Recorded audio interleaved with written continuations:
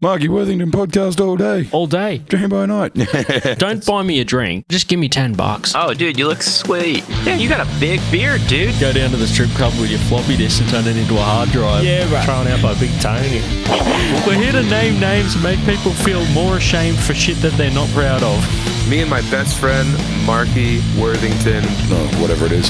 Hey, how you doing? Welcome to the Marky Worthington Comedy Podcast. This is episode 137. It's a callback episode that I did during the lockdowns with Ross Yeoman over the phone. So Ross at this point had been on the show a couple of times. It was good listening back. It was recorded in June of 2020 and was a two-part episode, but I've combined it back into one part for the callback. We talk about public and office toilets and the awkwardness of using them. We chat about our short, fast, funny sets and the lack of evidence that still exists of Ross's set,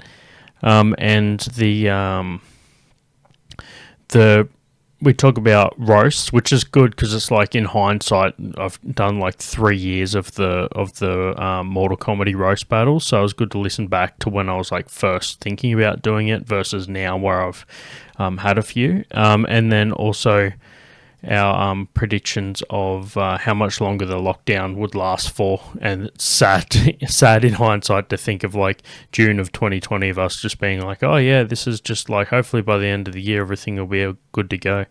But whatever, hindsight's one hell of a thing, and so is this podcast. So thanks everyone for tuning in. Let's get into the episode. Cheers. Callback episode.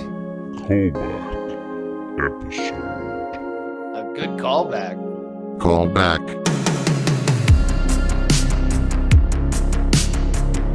This is another Ross Yeoman episode. Got him back for the third time now. How you doing, Ross? Yeah, good, man. So this is another isolation apocalypse episode. That's right. We're up to episode 6 of the isolation episodes. Yeah, good times. Hey, I was thinking just before you called. Yep. This is the third time I've been on, yeah? Yeah. Does that make me the most frequent person? Yeah, that's right. Like, if you had one of those fucking podcast stamp cards, you'd be nearly up to your free one. But I was thinking to myself, like, if I'm Marky's most frequent guest, yep, that means one or two things, in my opinion. There's either something really interesting about me, or more likely, there's something really boring about you, brother. That I'm the guy you go to, like, oh, I need a chat, I'll go to Ross. Dude, it's more a matter of, like, for some fucking reason, in the comedy world, you're the most accessible.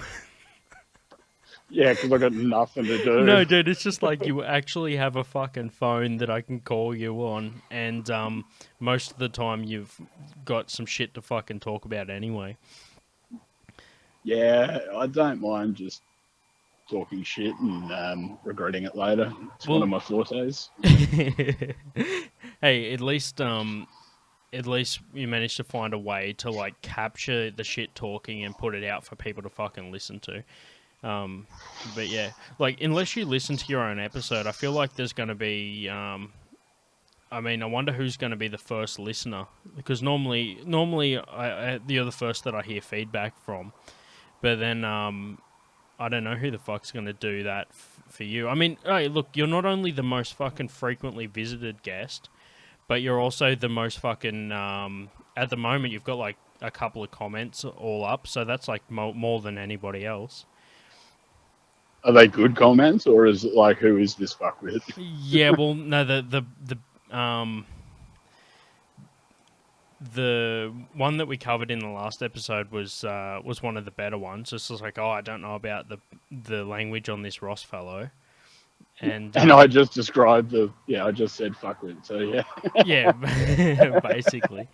But yeah, no, it's good to get you back, man. It's only it doesn't seem like that long since the last time, but I realised it's like that was towards the start of isolation. So like, we've got like, I think that if we first predicted how long it would be before we had another episode, and we said like a couple of months, and then we were like, oh yeah, that would also be still in like lockdown, we'd be like, holy shit, is it going to last that long?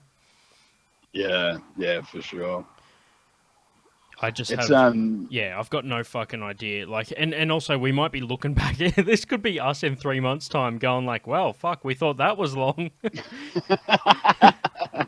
Yeah, it's like in December, we're like, you remember back in like June when shit was cool? Like, yeah, dude, I'm starting to fucking forget what shit used to be like. oh, dude, I am like, so everyone's working from home. Yeah. And yesterday, our like remote login network went down. Yeah. And I texted my boss and I was like, mate, I can't get online. And he sent me a text and said, oh, okay, keep trying. If you can't get online, you got to head into the office.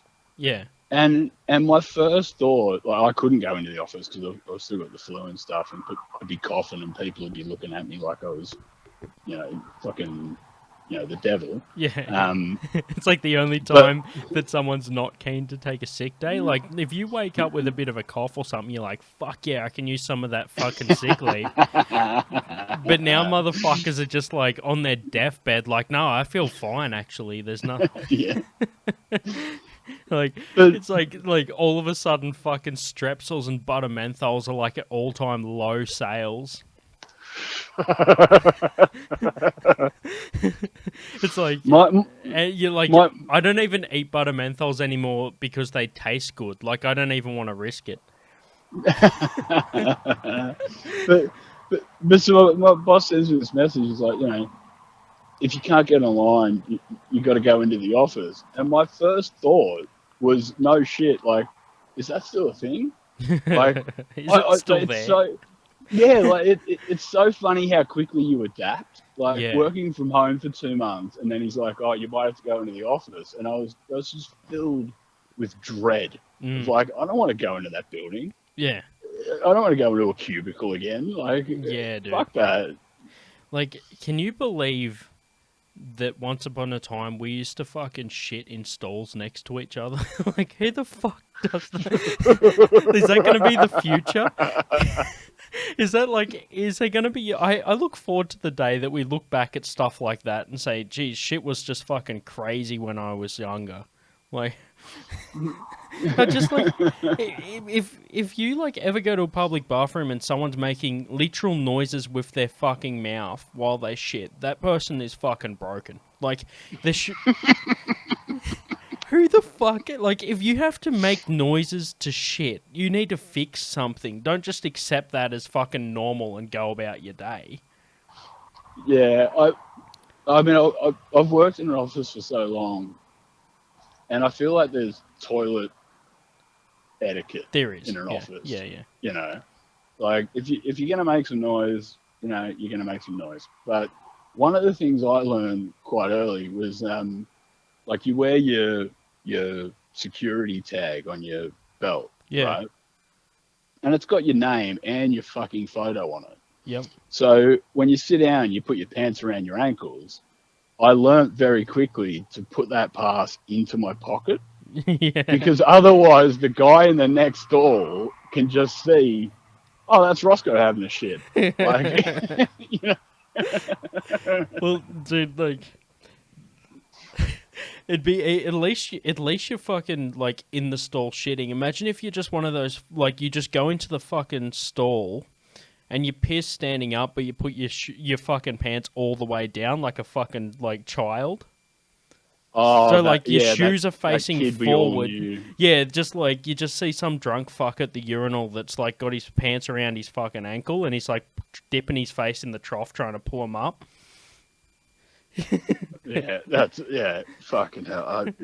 If I saw that in an office, I'd be blown away. Yeah, like not the drinking on the job, just the pants down. Like, if there's a drunk fuck in the toilet at your office, you're just like, mate, at least pull your pants up and be a normal drunk fuck like everybody else.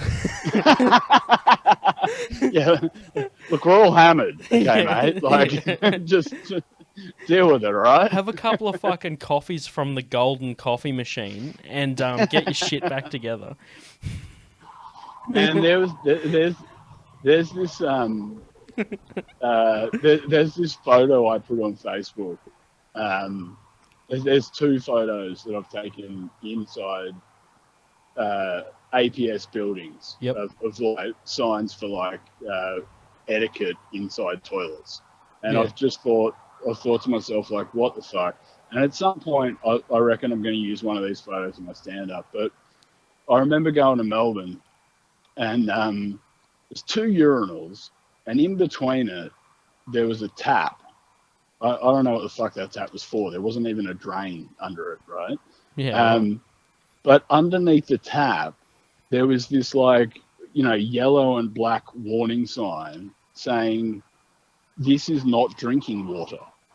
And I was like, who the fuck is going, like, literally lying on their back, two urinals either side, and going, might just have a drink of water? Like, are you fucking for real? Like, who was that sign for?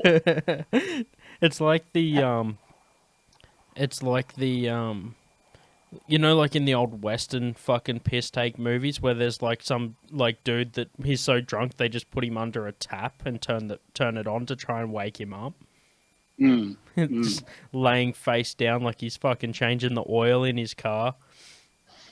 Yeah. I mean, the other photo I took, it was. I mean, the fact that this was in a bathroom of the Australian Public Service, right? Yeah. You might have to edit out that last bit about where it was, but fuck them. It was a photo, like it was a diagram, like, you know, you get in a plane, and like you got the thing of like the brace position and like do this and like hold your knees, or it was made in that fashion.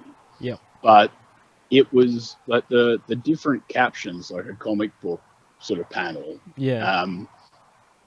Were telling you how to and how not to take a shit. So it was like sitting on the toilet, green tick, and then it was like it had a, you know, the next one with a red X, and it was like crouching on the toilet, like standing on the seat with your knees, and then the next one was like a guy pissing into the toilet, green tick. Next one was a guy pissing on the floor, red cross. And then the last one, and I can't fathom how this is possible, but it was a guy taking a dump next to the toilet and not in it, and it had a red cross. And I took a photo of it because I was like, if there has become a necessity to put that sign in a public service building, they have to seriously reevaluate their recruitment process. Like, I don't know who they're hiring that walks into a toilet, sees a toilet and goes, nah, tiles are better. Like, what? I can't wrap my head around it. Like, dude, that's the fucking weirdest. So, like, when you think about it, right? All right, for starters, worst comic ever. Like, if you just imagine that, just like instead of Spider-Man, you open up a comic book and there's that.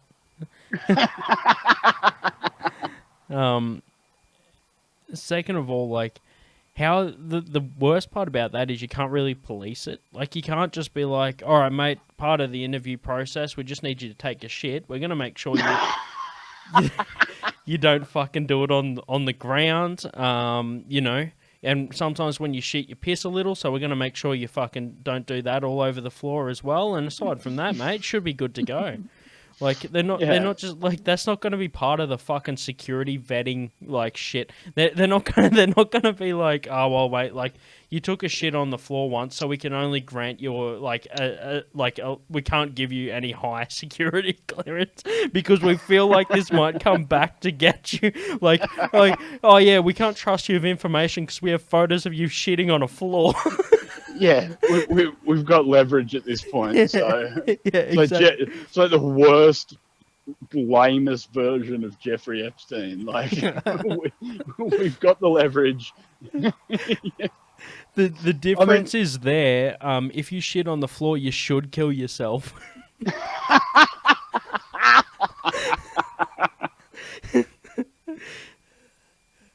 Oh man. Oh fucking hell, man. Yeah.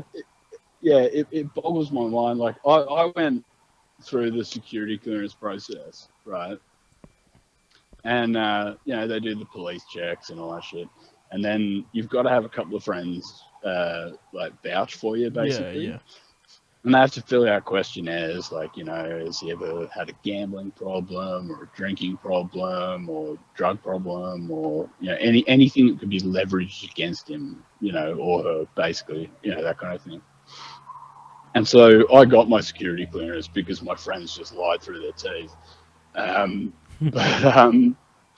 But I remember having to be one of the referees for a friend of mine. Yep. And she's like the sweetest soul in the world. Never done anything wrong in her life. But what I did was I wrote the real one that said the truth and was like, yeah, she's totally upstanding. Like, you got no dramas. Don't worry about it. And I sent that to the AGSFA people. Yep. And then I made up a dummy version of it, and I manipulated the email so it looked like I'd sent that dummy version to them, and I forwarded it to her, and all of my answers were things like it was like I was trying to protect her reputation while still throwing her under the bus. Yeah. So it was things like, has person X, I won't use the name, ever had a problem with alcohol? And I'd write like a really diplomatic comment like, due to Mrs. X's family's long-standing history with alcoholism and drug abuse and the experiences she suffered as a child, she has never indulged in alcohol. When she has, the action she has taken, she's severely regretted, so it's just, it was just brutal. And then it was things like, any sexual misconduct, and it was things like, Mrs. X is extremely promiscuous and free with her body.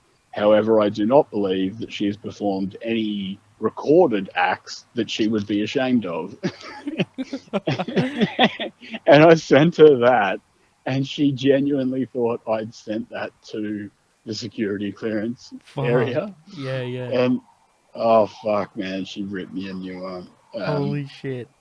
That's like some fucking next level shit. Like, that's, you went to that extra step, so you, just for the payout.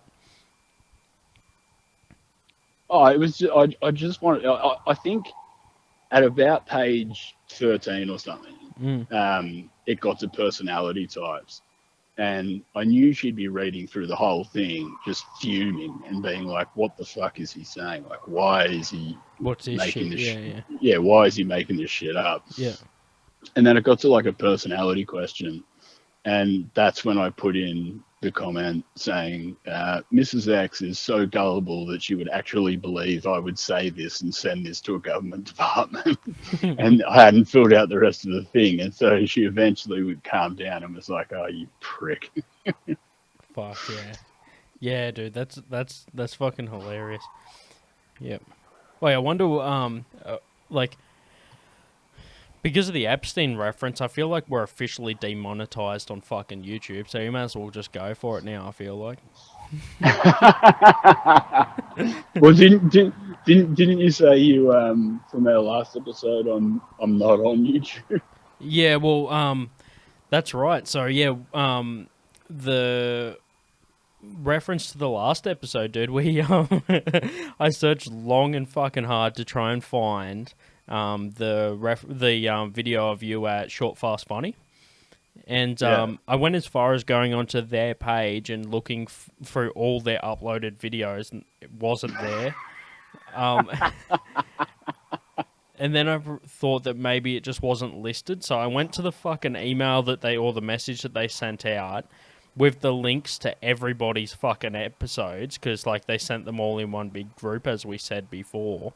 Yeah, I think I've got that somewhere. Yeah, I went through and I'm just like, oh well, I'll fucking go through here, click on Ross's, nope. So so that's just been totally taken just fucking down taken down completely, dude. Oh man. So yeah, there you go. You're a fucking hit on YouTube. Yeah, I'm mate, I'm basically a social influencer. Yeah, exactly. You just need to find a platform that'll keep you for long enough to influence anyone. Yeah, like fucking 4chan or some shit. Yeah. Yeah, if you want to be influenced by Ross, you need to subscribe to his Patreon.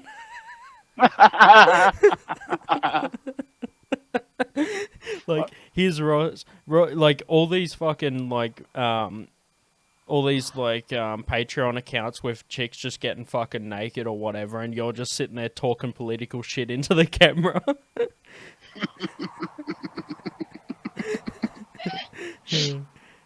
Fuck yeah. Oh, dude, I got to be honest with you. I'm glad that that's not on YouTube. Yeah. Because, like we talked about last time, I don't remember signing up for that to be on YouTube. Yeah. Was it you that reported it? Like, you just fucking fucked yourself over so that you could get out of it? No. I reckon it was the organisers that went, hang on a minute. Like, I reckon they probably put it up for a day. Yep. So that I could see it. Yeah. And then they probably took it down the next day. Yeah, dude, they did the equivalent of fake throwing the stick when you're the dog. Mm. Like Yeah. They showed you, so you thought that like, oh yeah, cool, and then by the time you've gotten to where you thought it was, you realise that they didn't even throw it at all. Yeah. I'm looking for the tennis ball, and it's like. I feel like we both may have just had that as a figment of our imagination. Like, we thought that it was on there the whole time and it just never fucking existed. Like, because I was at your set, so I seen it live. So sometimes you can replace that memory with the actual live, the live set. That's funny. I reckon the funniest thing about. I'm sorry to everyone if I'm repeating myself, but the funniest thing about my set was I said all that horrible shit, and then it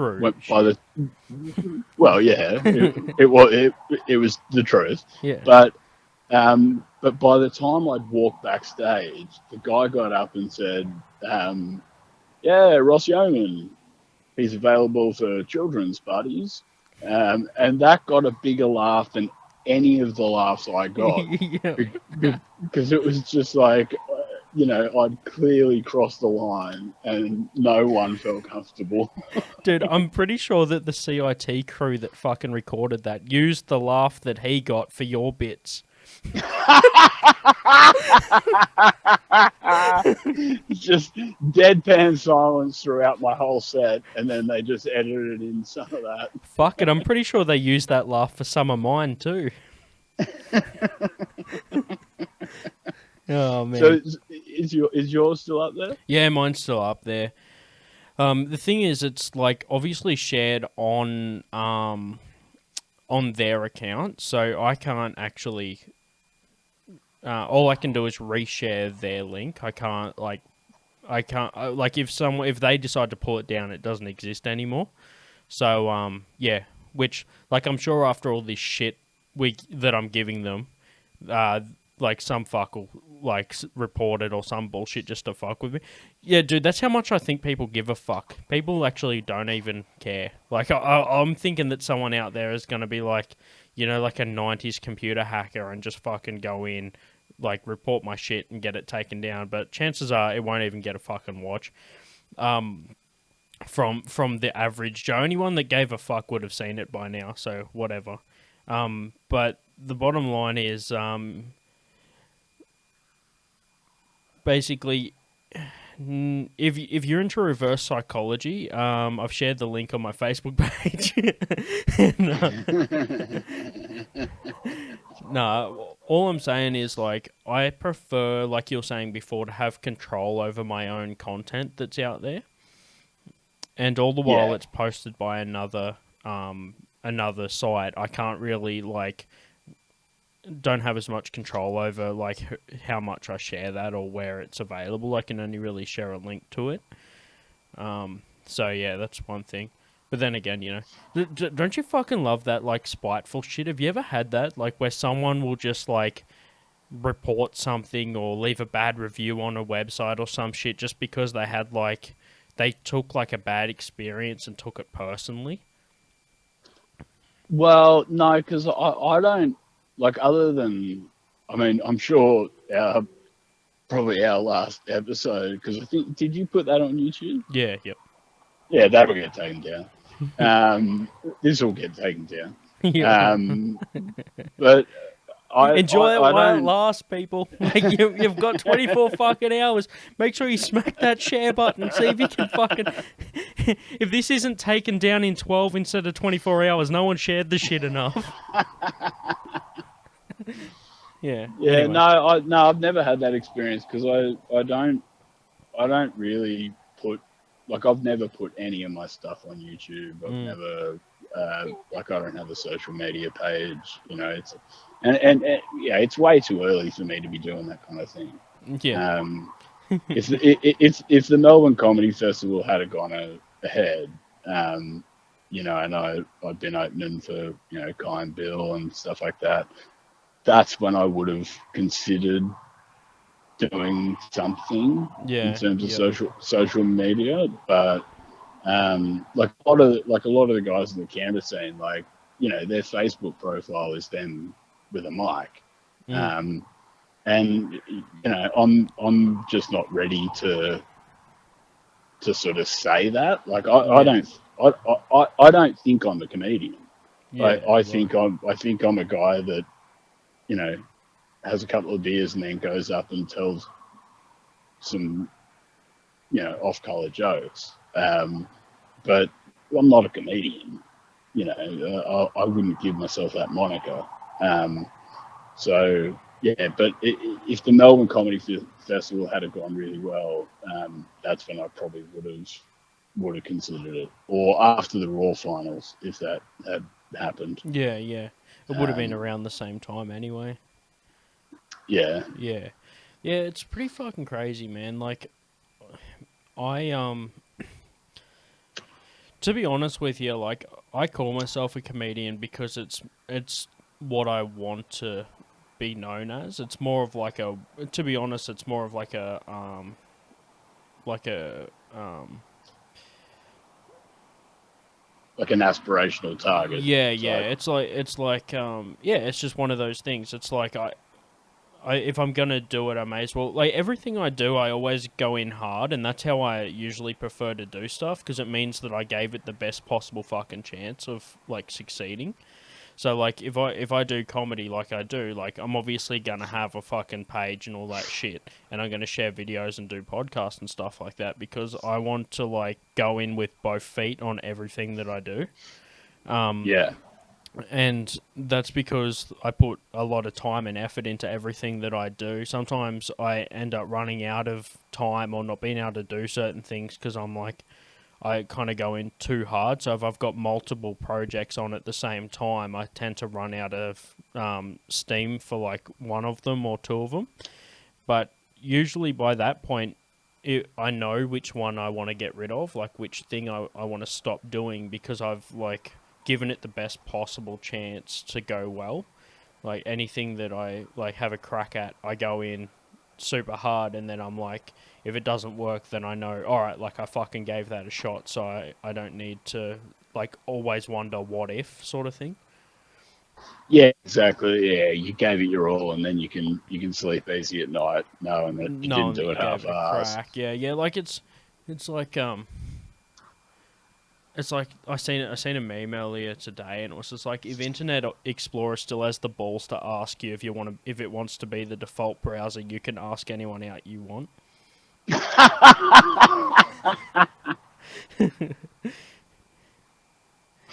Fuck, that's classic. Yeah, dude. Like it's, that's how it goes, man. Like I'm usually and sometimes you like stuff works out, and sometimes it just like you gave it a shot and it didn't fucking work, and sometimes it's just not your time. Like, for example, I know that comedy is like a massive fucking. It's like a really long process to get to where it's where you considered successful, and Yeah, well, like, yeah, you do your first open mic and you're like, all right, I'm ready for my Netflix special, and it's like, no, that's not how this shit works. yeah, dude, it's like even so I look at it as like small progression. So like I'll have like long-term goals, you know, like things that like, oh man, that would be so fucking cool if I could do that, and I'll always keep that in the back of my mind. In fact, I sometimes even write them down, like in my notebooks for comedy and stuff. I'll put down like notes like at the back of the book or some shit, like where I like long-term goals and shit like that, or just little like things that would be cool one day to like work towards. But for right now, I usually just write down like 12-month goals and shit like to do to like get to that spot. So like starting a podcast was one of those things, you know, and you know, like getting some like online presence like YouTube and all that sort of stuff is just like small steps that I like to, like little goals that I like to tick off and shit like that. It sounds like a pretty like it sounds kind of like cocky, like kind of like, you know, a business, but it shouldn't be looked at that way. It's like entertainment. It shouldn't be like, you know, shouldn't be like a job, but I actually enjoy doing it. Like I'll work 16 hours a day for myself, but it's fucking sometimes difficult to do 8 for someone else. Yeah, definitely. Yeah, it's like my reluctance to put anything out there, like other than, you know, things like, you know, your podcast, and my retracted YouTube video. I think that stems from like I don't know, maybe I'm being a bit of a coward. It's just that there's such a cancel culture, yeah, and I know that's an overused phrase. Yeah. But I don't want to put a YouTube clip of me doing a joke about like everything I do is a, you know, dark sort of subject matter. Yeah. And I kind of don't want to do that until I'm ready to fully launch. Yeah. Sort of thing. Like, you know, it's like, you know, what's his name? The short little dude that was going to host the Oscars. Yeah. You know, and then the tweets came back and that kind of shit. It's just like I'd rather kind of achieve something and then do the promotional side. Yeah, no, I get that. I get it. Like, you can have different methods of achieving like a goal, but yeah, I'm like a list person. I like to write shit out and fucking tick off like wins and stuff like that because I'm like fairly analytical. Yeah. But I know that like a lot of comedians that I listen to their podcasts and shit like that have a more similar approach to yourself, where they're like, they prefer to just put in the time on the stage and get better at what they're doing, as opposed to like building an audience and a presence online and shit. But I'm definitely not shy of getting on stage. Like I love to go up and try new shit and just like do stuff off the dome. And sometimes I fucking eat my dick, but like I just fucking keep giving it a crack. Like I've thought of a few jokes during the lockdown, and I'm fucking keen like to just. I've got like a whole new set that I want to try out, and I nearly probably like won't have any old jokes in my first set when we finally get to go back. Like, yeah, I wanted to ask you about that because things are starting to open back up, and I might be running one of the rooms in Canberra. yeah, And I don't think I'll MC it. Like I'll probably MC it a couple of times. But like going from just doing your 5-6 minutes to MCing, that's a big jump. yeah. That you've obviously made very successfully. But Oh, thank you. I wonder if I'm ready to do it. I'll try it. Whatever.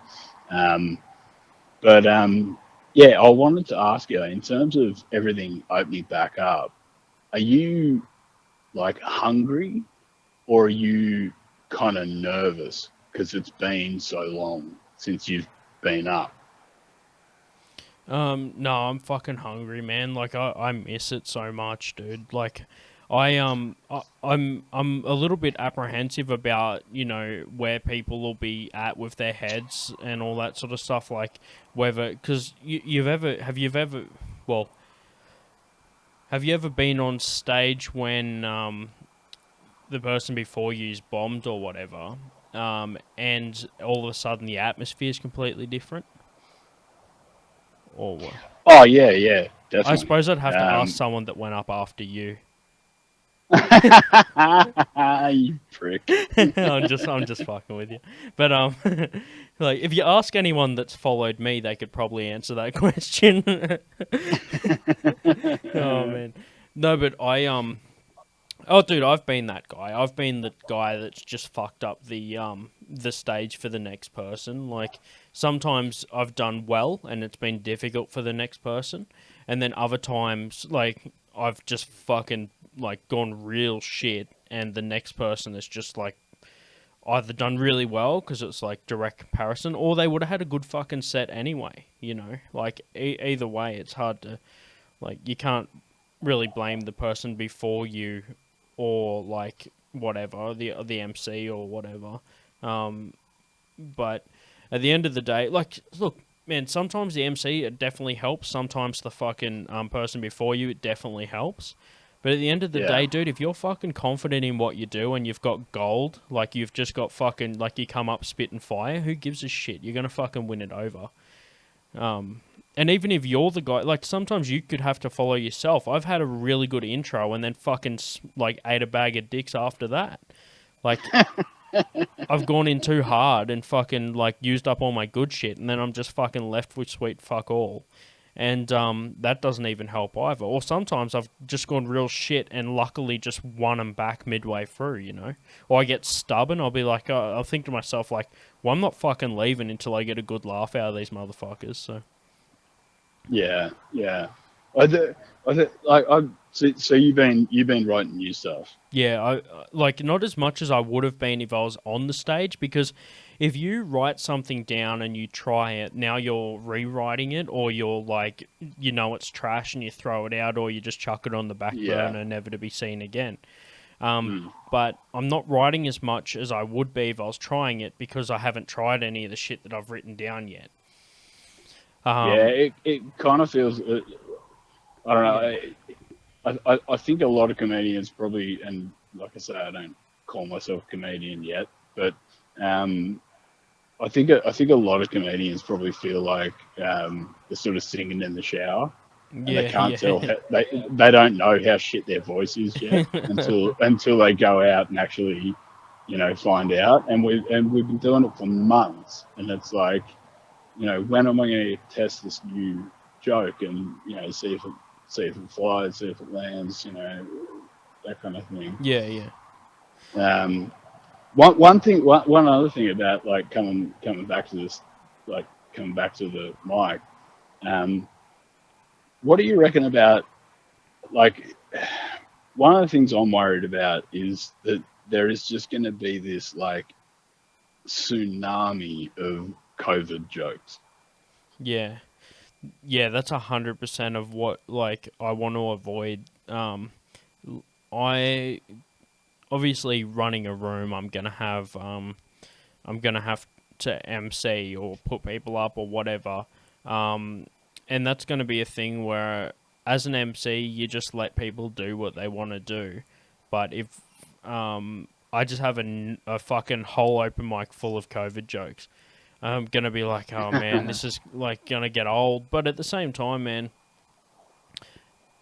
a lot of comedians write about their current life and what they're dealing with. Now, everyone's in the same situations. Everyone's dealing the same shit as far as, like, COVID. Yeah, some cunts are living in a fucking mansion and other motherfuckers are living in a fucking studio apartment. I get that.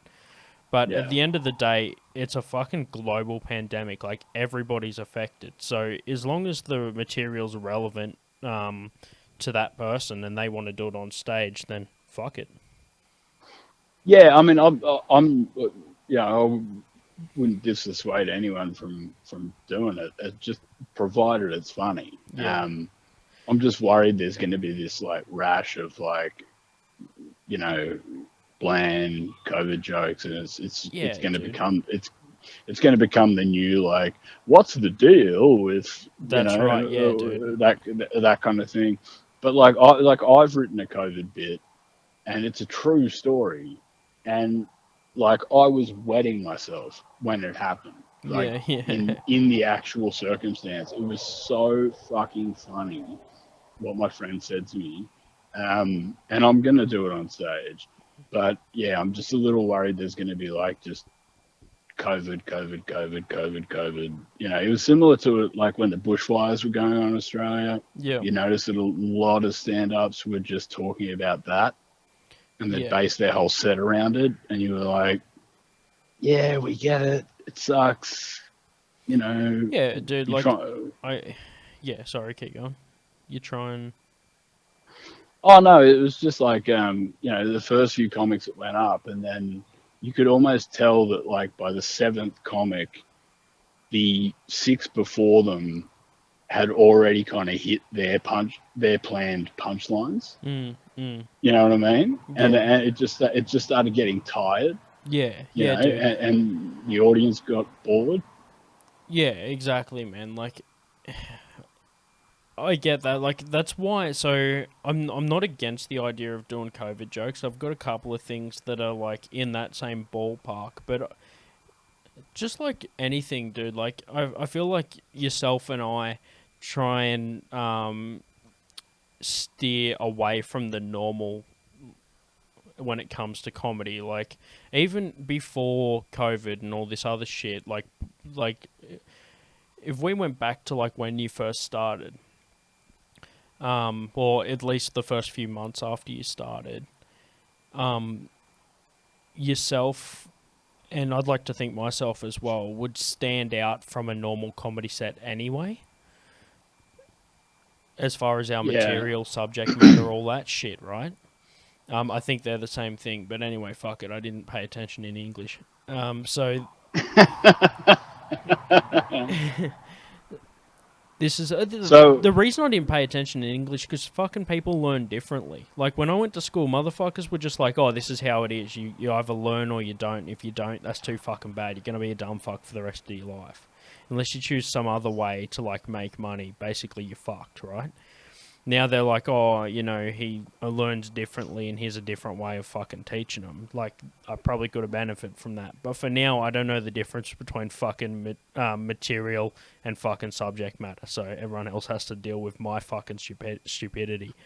But now it's someone else's problem, so whatever. But basically, what I was saying before is, we stood out before, I guess. Like, I'd like to think that I stood out. Maybe I'm just a fucking... Oh, get ready for a big word, a fucking narcissist. Is that even in the right context? I don't fucking know. But at the end of the day, I like to think that, like, I tend to try to get different material from everybody else just because of the things I find... noteworthy, like, not what everyone else might find noteworthy. So it's different. And I'd like to apply that same logic to post-lockdown, where if everyone's doing COVID stuff, I, again, would like to choose something else that's different from everybody else, because that's not because I want to be different, just because I think differently from everyone else. So naturally my material's going to be fucking different. Yeah. I mean, I haven't been writing as much stuff as I probably should have been. Yeah. Isolation and depression are not great, combination. Not great combinations. You went for the hard word. You're like coexistence, co-something, blah, blah, blah, blah, blah. And then I've just gone fucking, like, combination. Because, like, it's my one chance. It's my one fucking chance in this whole episode that I can try and prove myself to the audience that you don't need, like, a good education. You can still fucking think of good words. It'd be if you're going for, like a 3-point basket in, like, a game of basketball, and I just fucking, like, quickly get it in with the layup and just start cheering for myself.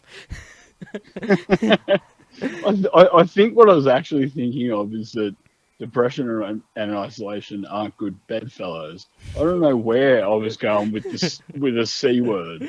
Like, I feel like if depression and isolation were actual physical humans, they would be great bedfellows. Yeah, they just hang around all day, just sleep, nap, drink, have lame, terrible sex. Yeah. Both cry after. Oh man. Man, yeah. So anyway. What what have you been doing with yourself? What have you been doing to keep occupied? I'm lucky enough because I'm like an office worker as well. I'm lucky enough to be in IT and deemed essential. So I'm working in an IT job where basically like IT is still essential. So that's good. In my role in particular, I need to go to the office. So like that side of things hasn't changed. I actually found work during this whole thing, so I was just working in a bottle-o, and now I've picked up like an IT job and awesome. Managed to like keep doing that. So I mean, there would be more IT opportunity. There'd be more like job opportunities for me without all the lockdown, but at least I managed to get into another job. Anyway, so, I mean, I can't really say that I can't really say I'm better off at the moment than I would be without it, because, like, who knows what opportunities would have come up if everything wasn't put on hold. But at least I took a step forward, which is good. Dude, yeah, that's fantastic.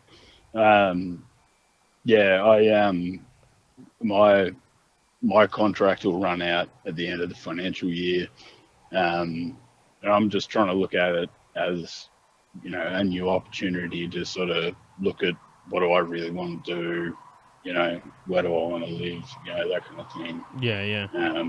So yeah, I've got no hard feelings about that.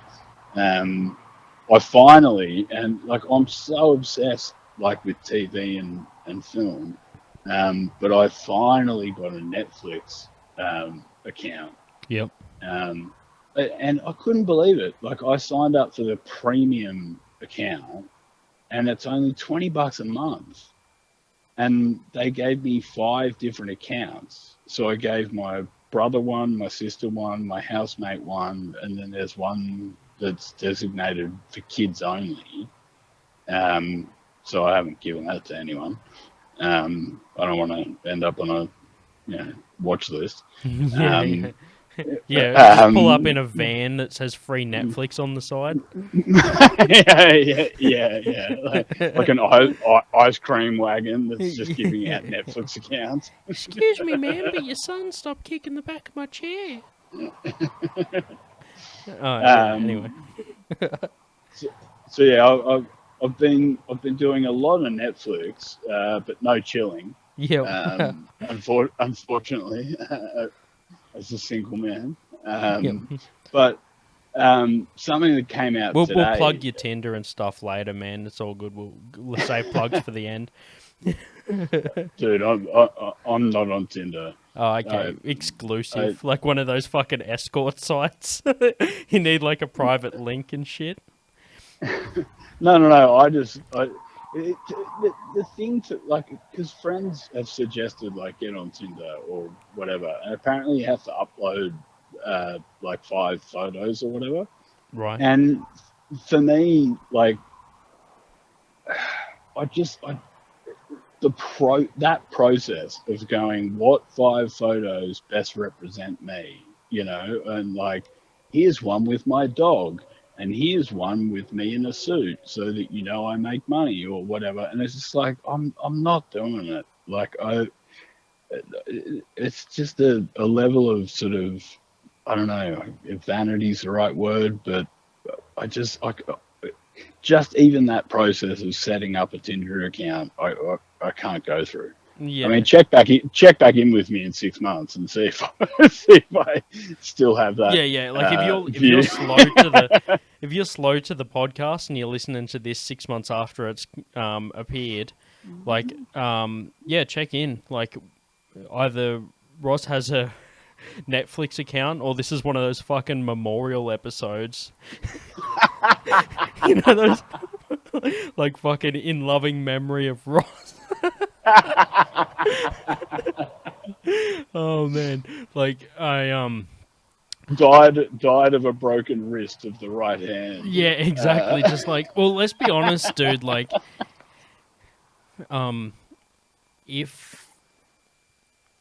if you're the kind of person that can't be fucked choosing 5 pictures, you're actually the perfect candidate for Tinder. But the problem is, like, to be on Tinder, you need to actually give enough of a fuck to upload 5 photos. So it's like counterproductive. If there was like some sort of service that was not quite like Tinder, but just, I don't know, fuck it. I don't know where I was going with that. Basically, what I'm saying is like, if someone doesn't give a fuck that they don't want to upload photos, then that's like the perfect candidate for Tinder, but that person will never be on Tinder because they can't be fucked creating the account. So it's just a fucking catch-22. Yeah, I mean, like, in my life, it's similar to updating my resume. Like, I feel like, do I really, like, just here, have the old one? Like, yeah. Just, look, I've done stuff. Yeah, it's like you either want the fucking job or not. I went for a job application one time, and they wanted me to fill out like how I align with their company values and shit. And I was just like, that's always a great question. Look, yeah, dude, I'll do my job. Like, you just tell me what that is. I'm not going to remember your fucking values. I don't care about fucking social Fridays where everyone brings in a cake and shit. I'm just fucking here to do my job. I'll get fucking, like, I'll get fucking wounded at the Christmas party just like everyone else, and that's fucking it. We'll call it a year. How's that? Like, I'm not here to fucking look at you like I'm not about to hang those fucking 5 values on the back of my like fucking monitor or whatever. I'm not going to put that on the wall in my cubicle and fucking read them every day and just make sure that I know them in case someone asks me. Because let me tell you for a fact, if you know the 5 company values, you're not the sort of person that you want to fucking work there anyway. So it's kind of shitty thing to do. Because like like if you're so shit at your job that you need to learn the company values just in order to fucking trick people into thinking that you're good, then it's not worth fucking hiring that person. If the only thing that someone brings to the table is they know the 5 fucking values inside out, then they're hiding how shit they really are. Yeah, definitely. It's like, it's, like the equal opportunity, activist or whatever it is, and that kind of thing. I have a subscription with or a notification subscription for ethical jobs. Yep. To try and find a job that I could do for a non-profit. right? But I've only got like a base set of skills in in being a BA or a PM or whatever. And so some jobs pop up, and it's like, yeah, I'd be perfect for that. But then one of the critical criteria will be things like, a bachelor in social studies or something. Yeah. And it just immediately rules me out. And it's like, this is like I volunteered for St. Vinny's way back when I was at university. Yeah, I just picture you in the apron, like one of the blue aprons just at the front of the store. Yeah. Well, we were just doing the we were doing the night patrol thing where you just give out soup. And coffee yeah. I think you might have mentioned that to me before. Yeah. Yeah, and it just soup and coffee. Yeah, I know. It was just, and that's what you want to do. Fucking remember every minute of being homeless.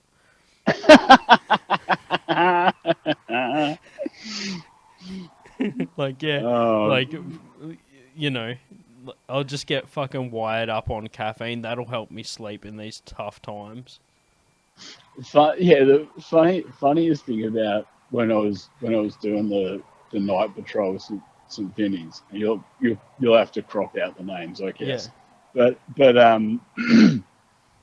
I'll just crop out your name and my name at the start. YouTube, 12 hours, ended. One of the funniest things for me, the team leader that I had, I'm still friends with him. He's fucking fantastic bloke. What he used to do, because you drive in the van that gave out all the food and all that sort of shit, right? But his favourite thing to do was speed in front of cops. Yeah. Because there's no way cops are going to pull over a St. Vinny's van. Yeah. And so he'd see cops and he'd just accelerate. It was just like, fuck, you're an asshole. Yeah, and a good guy. Like, I don't know how to slice this sandwich. Like, dude, I just don't understand how, like, the two things that they give homeless people, soup and coffee, it's just like they're both potentially by themselves could make you shit yourself. Like, that's just not something that you're gonna give out to people. Yeah. like yeah, man. Like, there's There's one bathroom for 20 people, and we'll give them all soup and coffee at the same time. Yeah. And that toilet is occupied for 20 minutes by a guy who's passed out in heroin. So yeah, exactly. yeah. Just like we got 19 soups and coffee and 1 heroin. So get in fast. Oh man, you can either fill your belly or just never eat. Fuck, man. That's... Oh, man, I just fucking... I don't know, man. Like, and to find soup as well, like, technically the guy cleaning windscreens has like, a bucket of soup there. Well, yeah, I mean, if you're listening to Trump's advice... and you want to drink some Drano to get rid of COVID. Well, fuck, it gives everyone that was planning on drinking bleach to get rid of COVID anyway an actual reason to do it. See, what's funny about that is your assumption that those people exist. Yeah. Like, there were people out there looking at the orange juice, looking at the bleach, thinking, flip a coin. Yeah, exactly, man. Did you see that? I seen this fucking thing online, right? There was this person, this chick. She had like this form of body dysmorphia, where she identified as someone that, yes, she identified as someone that was blind. Like, she just didn't feel right until she was legally blind. So she went to this fucking psychiatrist, and basically went to a shrink, and the dude was like, "Oh yeah, I'm just gonna fucking do a whole bunch of psych evaluations on you, not get any other opinions." And he concluded that, like, yeah, no, you're right. You should actually take away your own fucking vision so that you feel better about yourself. The fucking weirdest part about that is, he fucking did it for her. He brings her into the fucking thing and put fucking Drano in her eyes until she couldn't see anymore. Christ. And then fucking, like, took her to emergency, and then she's fucking can't see anymore. And there was, like, the interview with her. I'm not going to put the link in the description or shit. Like, if you fucking if people want to fucking see this shit, or, like, pun not intended, like, if you want to fucking look this up, like, if you want to look this up, you're going to have to go online. Obviously not the chick from the documentary. She'll need to tell her fucking dog how to do it. Go online and fucking look it up, because... yeah, this shit's legit. So he blinds her, and they interviewed her after, and they were like, actually, do me a fucking favor. Whoever's listening, look it up and put the link in the comments, and then just fucking save everyone else the trouble. But anyway, get ready for links that aren't it. But yeah, anyway, this they interviewed her after. She's all like, "Oh yeah, I feel better now. I feel like I'm actually myself and all this shit." And I'm just like, well, all she can really do at that point is feel. And yeah. Look, I can see clearly now. It's I really am, like, you know, I can see the light at the end of the tunnel, and just like all this shit. It's just like, that's not fucking light at the end of the tunnel. That's your optic nerve just giving way finally. Oh man. But yeah, anyway, whatever. That's a long fucking... She could have just said, "I want a dog." Like, that's a long way of going about it. Yeah, just go to a rescue shelter and be like, "That one looks good." Yeah, it's like, "Oh, look, here's a whole bunch of dogs, and I don't need to put Drano in my eyes to get one." Did that doctor get, like, disbarred or whatever it's called? All I know is that first part. I'd actually like to know what the follow-up from that was. I'm gonna look this up. That's fucking fascinating. Like, yeah, I mean, oh god, it's just got to get to a point where we stop indulging people's fantasies. Like, you can't be an octopus. I'm sorry. Like, I know that medical science is amazing, but we're just not going to do it. Like, what was this person thinking? Yeah, look, I don't know, man. I feel like in that situation, they should have definitely got, like...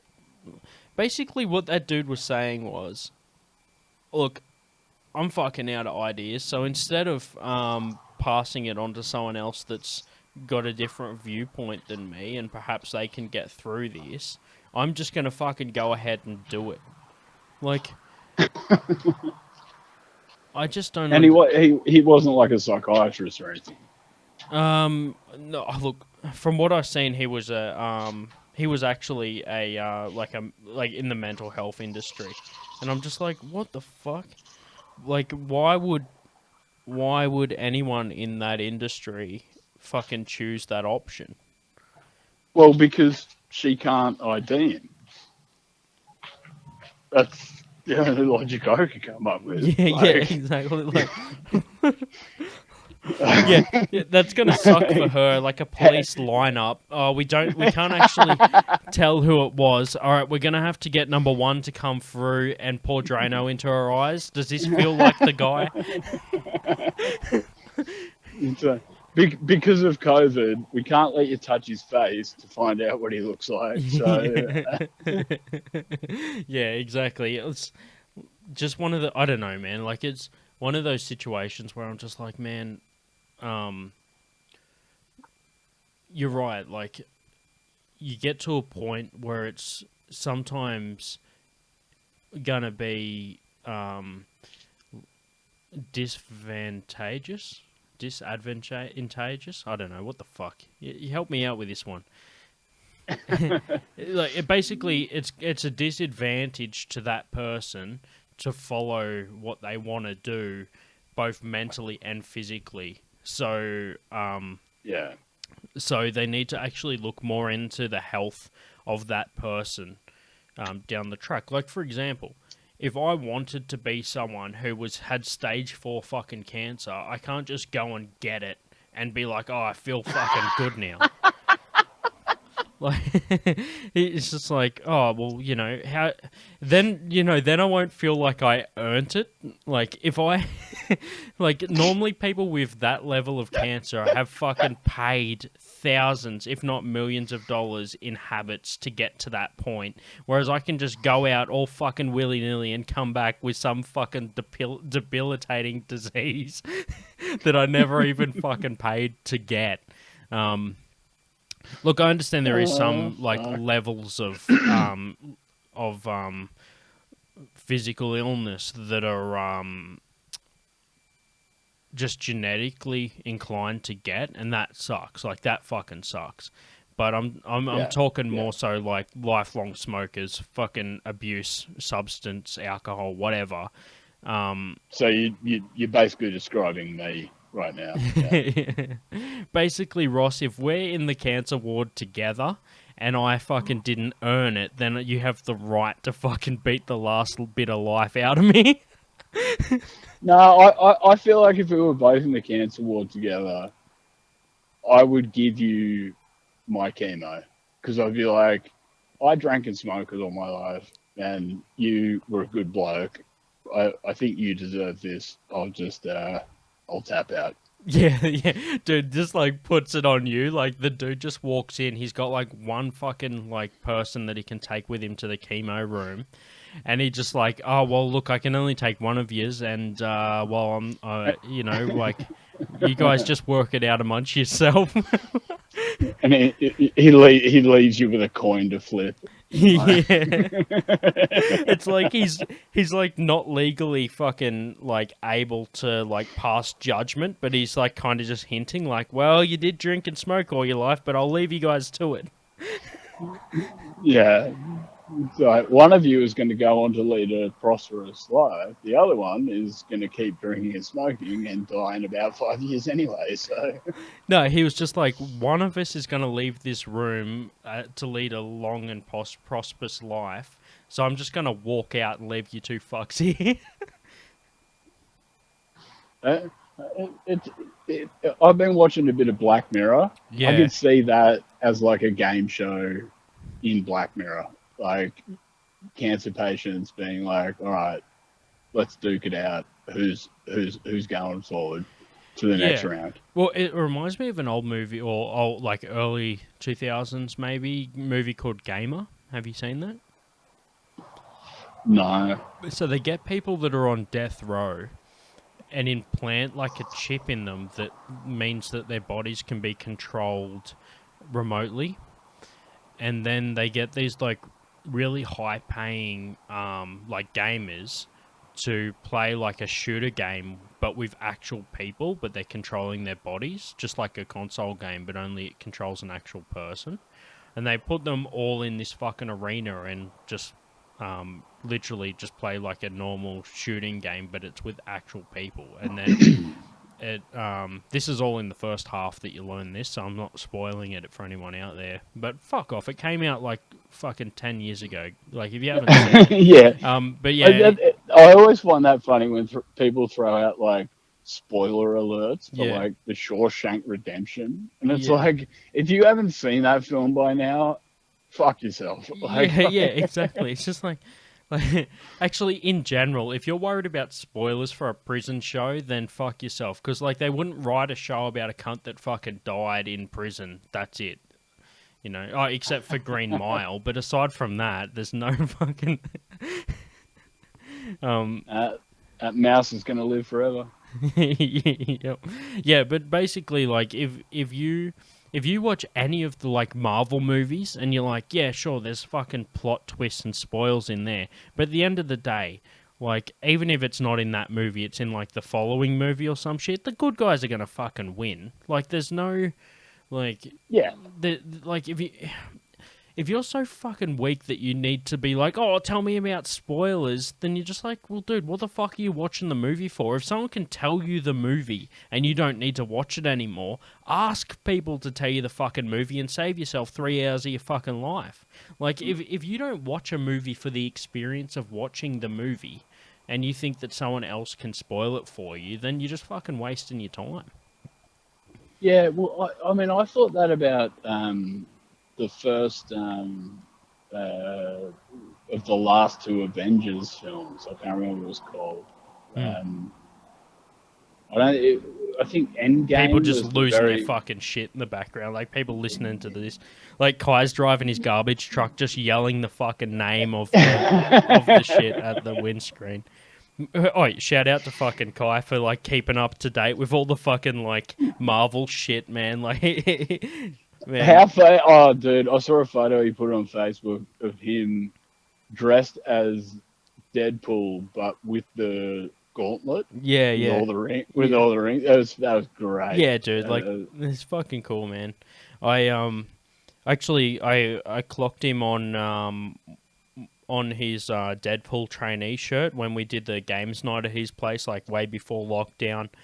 He was wearing a shirt that Deadpool wears in one in the latest Deadpool movie, Deadpool 2, I think it was. And like I actually got the reference. I was just like, oh shit, you got the trainee shirt from Deadpool, and yeah, it was just like, oh yeah, didn't he get in trouble? Sorry, Kai, but didn't he get in trouble? Or he thought he might get in trouble from his missus for buying some sort of antique or like vintage Deadpool shit from like some sort of Australian Comic-Con crap or something. Dude, that's how you know you're like pushing your luck. Like, if you're gonna get in shit for spending your money on something, dude, it's like at the end of the day, it's just like, oh yeah, no, look, I like figurines and shit like that, man. If I fucking earn the money and I buy it, then fuck it. The only thing that I can feel like I can get shit for from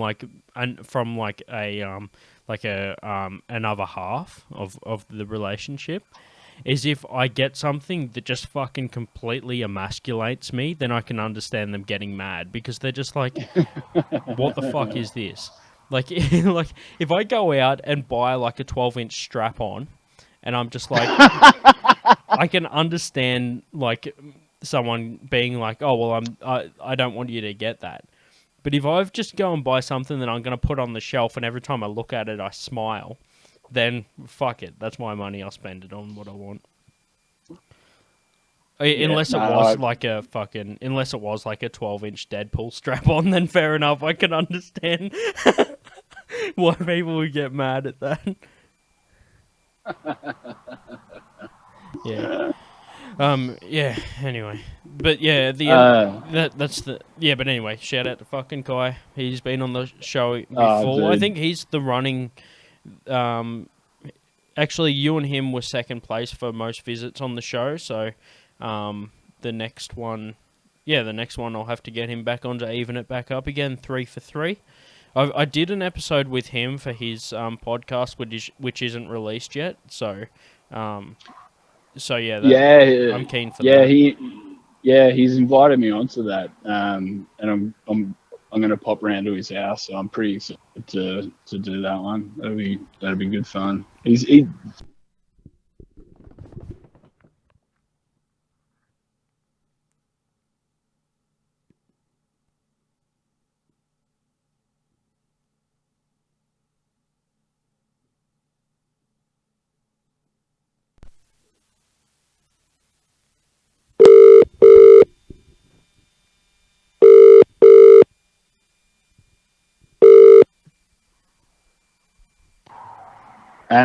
Hey, dude. Sorry. Yeah, no, I accidentally hung up there.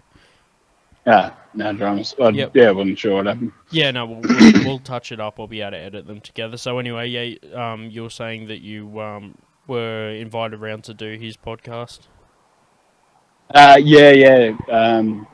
Guys asked me to, give me the honour of, being a guest on his podcast. So very keen to do that.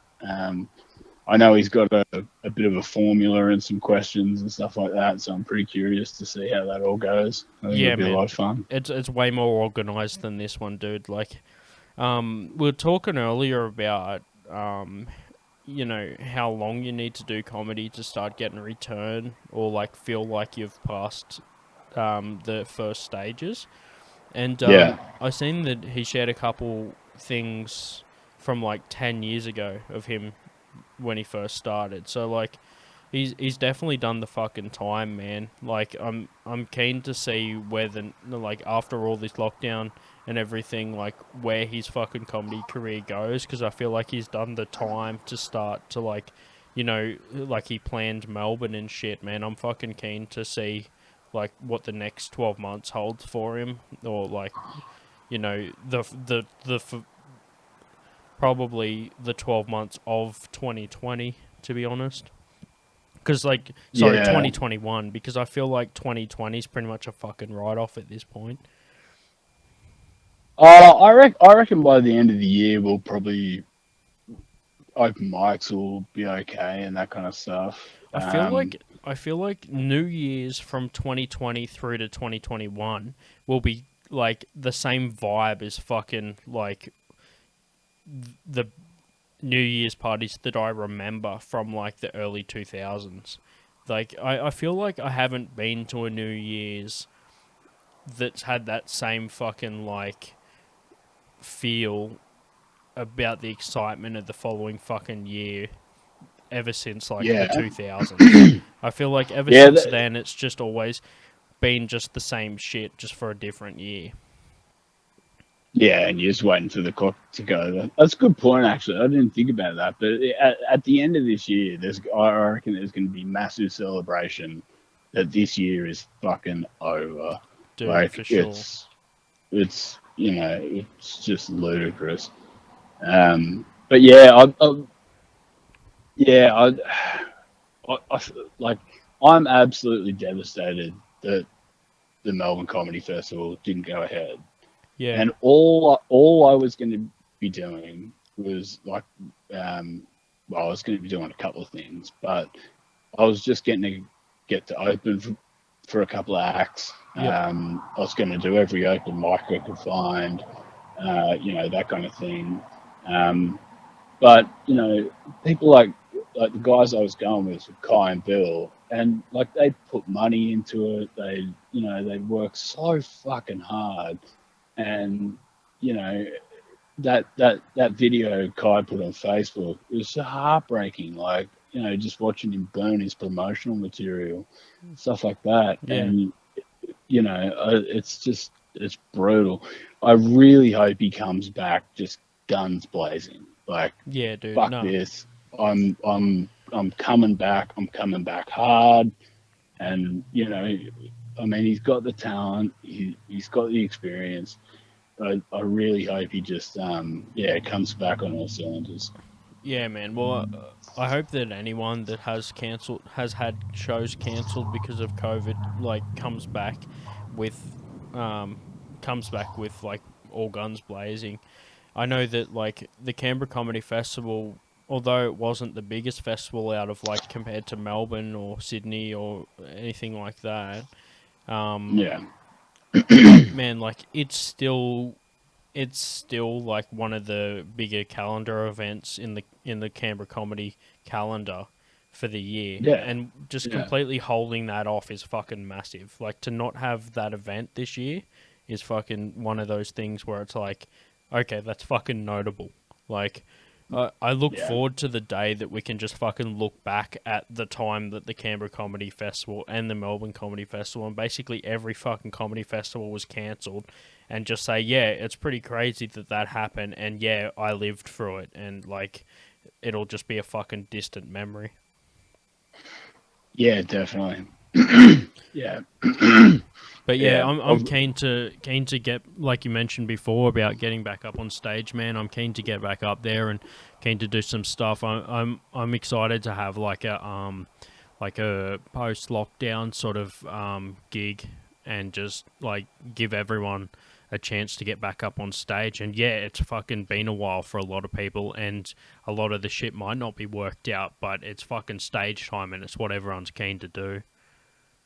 Yeah, exactly. And like I was talking to a housemate today and saying that I was going to be on your podcast, and something like this, like being on your podcast, that might exist on YouTube for 6 to 12 hours. Yeah, get it while it lasts. Yeah, that makes me way more nervous than getting up on stage, because if you eat shit on stage, you learn from it. 30 people saw it. You never invite your friends to see you stand up. So you just kind of go, oh well, fuck it, and you shake it off. You learn from it, and you go, that bit didn't work, or whatever. But once something's out there and it's permanent, it's like it's a whole different level. It's why I've not done anything with social media or anything like that. Yeah. I mean,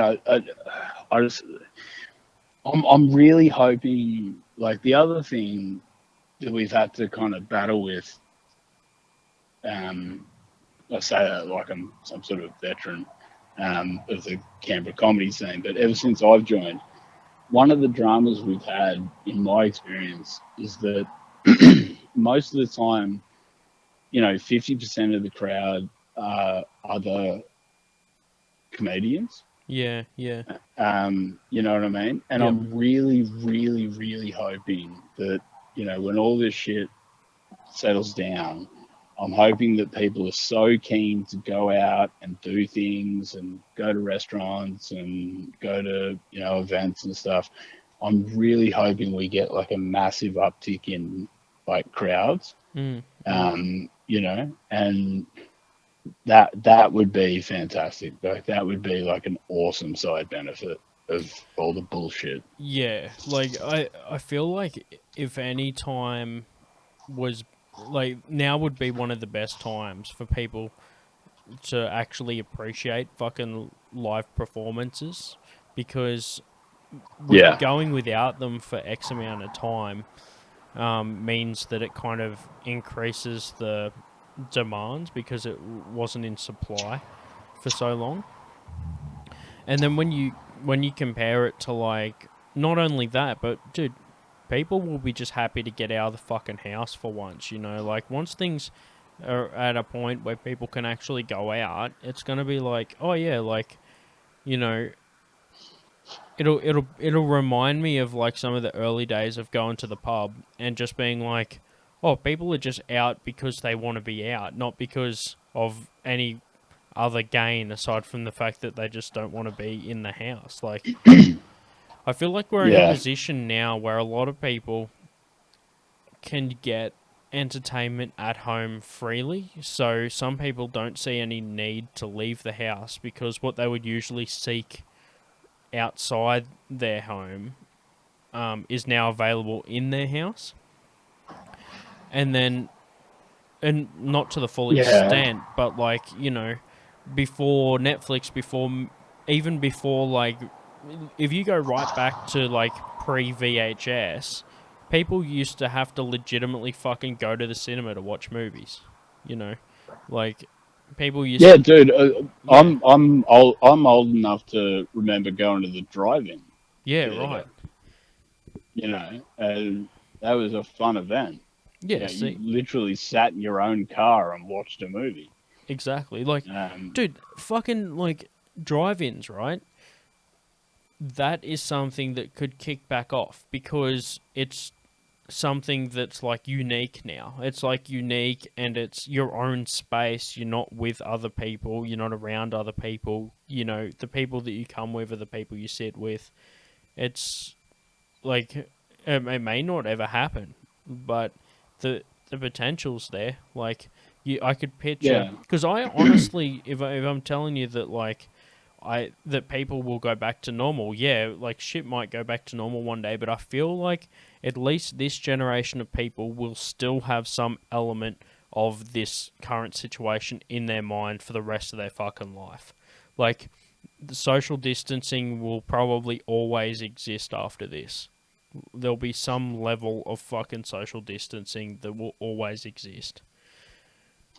Even if it's not physically, people will still remember. It'll be subconsciously. I think people will be more fucking respectful of each other's personal space.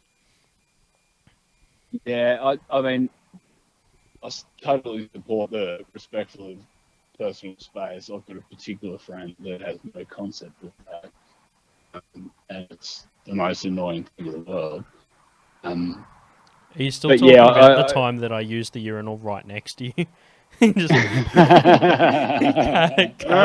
casually trying to tell me that was fucked. No. Yeah, you're right. I never did that. I was trying to be cool. So I was trying to tell people that I did it. Yeah, you didn't want to compare.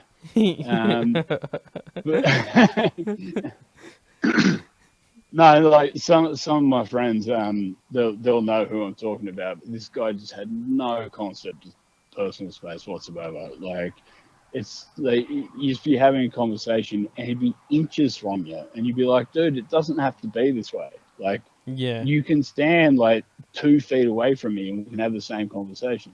Yeah. But no, to get to your point, I don't know about the lingering effects of this, because I think the younger generation that I'm maybe not a part of anymore, I think they're just going to go, fuck it, everything's back open, let's go back to normal. Yeah. I really do, I can't see this like in 10 years time, there being a concert and people being nervous. Yeah, true. I like, unless there's a second, third, fourth, fifth, sixth wave, I don't, in 10 years, I can't imagine 20-year-olds being like, I'm not gonna, hug my friend. I'm just gonna fist bump. Like, I guess so. I feel like if I could like summarize it a bit better, I'd say that there was always people that didn't want you to be close to them. I'm one of those fucking people for the most part, mostly for strangers, but like, this gives everyone with that feeling more respect in society. So if I can tell you for a fact, like before COVID, if I was standing somewhere and someone would like push past me and I could feel them brush against me as I was like standing in an aisle or something, and I said to that person, "Oi, can you like walk around next time, or just like at least say excuse me or some shit like that?" I wouldn't be respected by that person for pointing out their flaw. Don't you fucking love how when you point out someone else's flaw, their immediate response is to tell you you're the one that's wrong? Yeah. But I feel like if that happens now, I wouldn't just have the support of the people around me, but that person would probably most likely fold to peer pressure and go, "Oh, whoops," because they realize that like that is a thing at the moment. Yeah, I mean, I guess so, but I mean, like. But yeah, you're right. In like 10 years' time, no one like everyone. I actually spoke about this on the podcast with Jack Taylor. When we were talking about it, he had a point similar to yours. It takes time to build habits, and the current situation won't last for long enough for everyone to build fucking habits, and they'll just return back to. People are lazy. People just do what's fucking easiest. Like, also, people are socially awkward. Generally, people are socially awkward. Like, you can't, like, people want to avoid conflict, so they won't say to somebody, "Oh, could you please move so that I can get around you?" They'll just fucking brush against you and deal with the consequences if you call them out on it. Oh, yeah. Dude, have you ever been to Tokyo? No. It's fucking insane. Yeah, here I am with my fucking, like, 4 meter, 4 square meters around me, just like totally fucking whinging because someone touches me. But like, I've never been in a position aside from like festivals and shit, where that's the normal. So I can't really talk on behalf of that. Yeah, I don't think it'll last too long. I think I think Australia's handled it pretty well. There will be a second wave, but I think, you know, I'm the last guy in the world that's going to credit Scott Morrison for fucking anything. But I think the states have been doing pretty well. So, yeah, I think we'll be okay. But anyway, we should let's probably talk about funnier things. That first half was pretty funny. We had to hit him with some fucking doom and gloom at some point. Like, there's a bit of a give and take with this podcast. And like, if you're still listening at this point, fucking shout out to you. Thanks for fucking not hitting that stop button. Like, listen to these fucking idiots. Yeah, dude. Well, hey, you would know as much as anyone else, being the longest serving member on the show. But just as a side note, I'm going to split these in two parts. So I'm going to pull from about when we finish talking about Kai right through until the end of this episode and put it in a second part. Okay. Yeah. Cool. Yeah. So that's just a side note. I'll edit this part out. All right, cool. While you're editing, I'm just going to go back into my room, and my door's really loud. Yep, no worries. Sorry about that. Do you live in a fucking, do you live in an enchanted cave or some shit? Honestly, I don't even know if WD-40 still exists, but I need it. Yeah. Because that door is fucking off the charts loud. Yep. But I've just need to charge my phone. Yep, no worries. Well, I've got, I've probably got about, we'll just do like another 20 minutes of questions. What would you rather? And then we'll call it good. That's 2 episodes there. Yeah, cool. Yep, so there you go. Oh, 2 episodes in 1 recording still counts as 1. Well, no, it doesn't. That'll mean I'll be the 4th. Well, the first one we did was split in 2, so you'd be on 5 if we're counting double episodes. Ah, okay, all right. Accolades. There we go. All right, so let's. So you wanna dive into the hypotheticals? Yeah, we'll do that. We've got some hypotheticals. Before we get into that, I've got one just normal question. It's not a hypothetical, and then we'll get into a couple of hypotheticals. All right. Cool. Yeah, so I guess we just smashed through some of the doom and gloom, but now we've got some questions and hypothetical stuff. This one's a new one. I got a new question. This one's one that I heard recently, and then I changed it up a little bit for the podcast. So I've got it's something that always crossed my mind. I've got a bit of a mental tally of how often this has happened. But have you ever banged someone or been with someone? I don't know how to say it, because if I say dated, then you kind of rule out a few people. I want to make sure I get everyone. But have you ever banged anyone that now has a kid? Yeah, multiple people. Ross is just what, since their first kid after I bang them, or what? If sorry. Do you mean have I banged someone who I know has a kid? I have to change this a little bit just for this. I wasn't anticipating this response, so I'm gonna have to change the question. Have you ever banged anyone that didn't have any kids, and since you've been with them, they've had kids? Yes, multiple. Yep. Okay. Now that rules out all the single mums and shit. Oh man. Dude, one of the new bits that I've been writing while we haven't been able to go up on stage, because obviously I have an inability to talk about normal things, is an abortion joke, just to make things light. Yeah. But give everyone a breather from the tough material. This is for if you MC, like a good interlude. Yeah, I should do that joke and then bring up a woman, like, well, like a pregnant woman, like.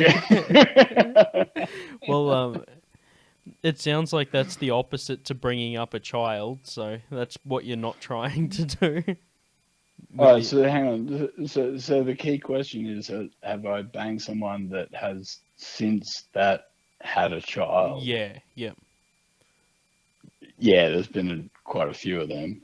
And I think the reason for that is the morning after pill, and the fact that they probably realised I'm not someone they want to be the father of their children.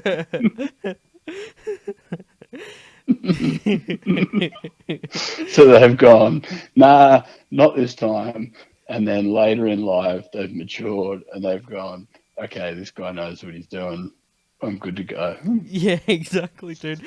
Like, if there's any claim to fame for you to have out of that, it's just like, if it wasn't for motherfuckers like me, then they wouldn't have invented the morning after pill.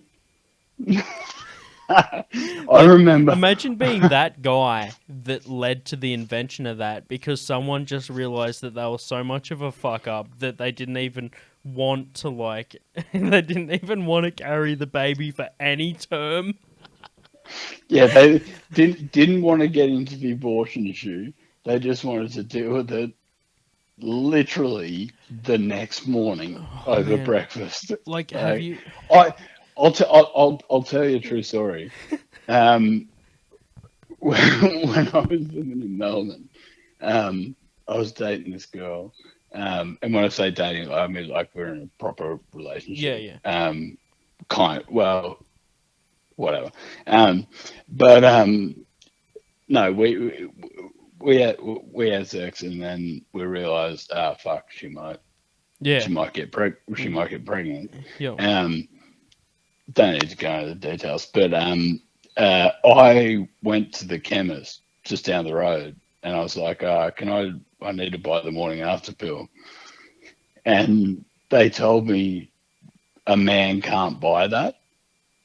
Yeah. And I was like, well, why? And literally the chemist told me because you might slip it in a coffee. Holy shit. And I was like, fuck me. Like, society has lost its fucking rails. Like, and so I had to go back to the house. I took a couple of coffees back, and I took her a coffee, and I was like, I can't buy it because I'm a guy.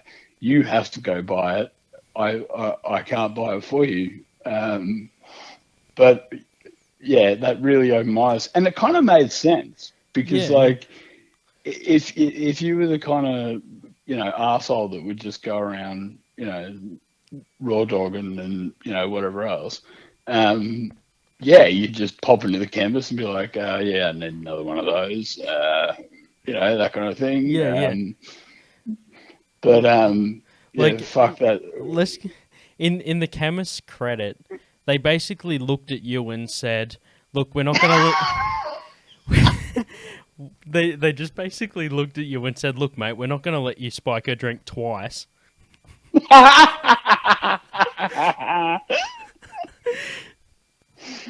I thought you were going to go with, in the chemist credit, they looked at you and thought, You don't need that. Oh man. yeah, exactly. They're just like, look, don't dude, don't pretend you've been laid. Like, I just pictured that they looked at you and said, like, look, dude, if your girlfriend's pregnant, she's cheating on you.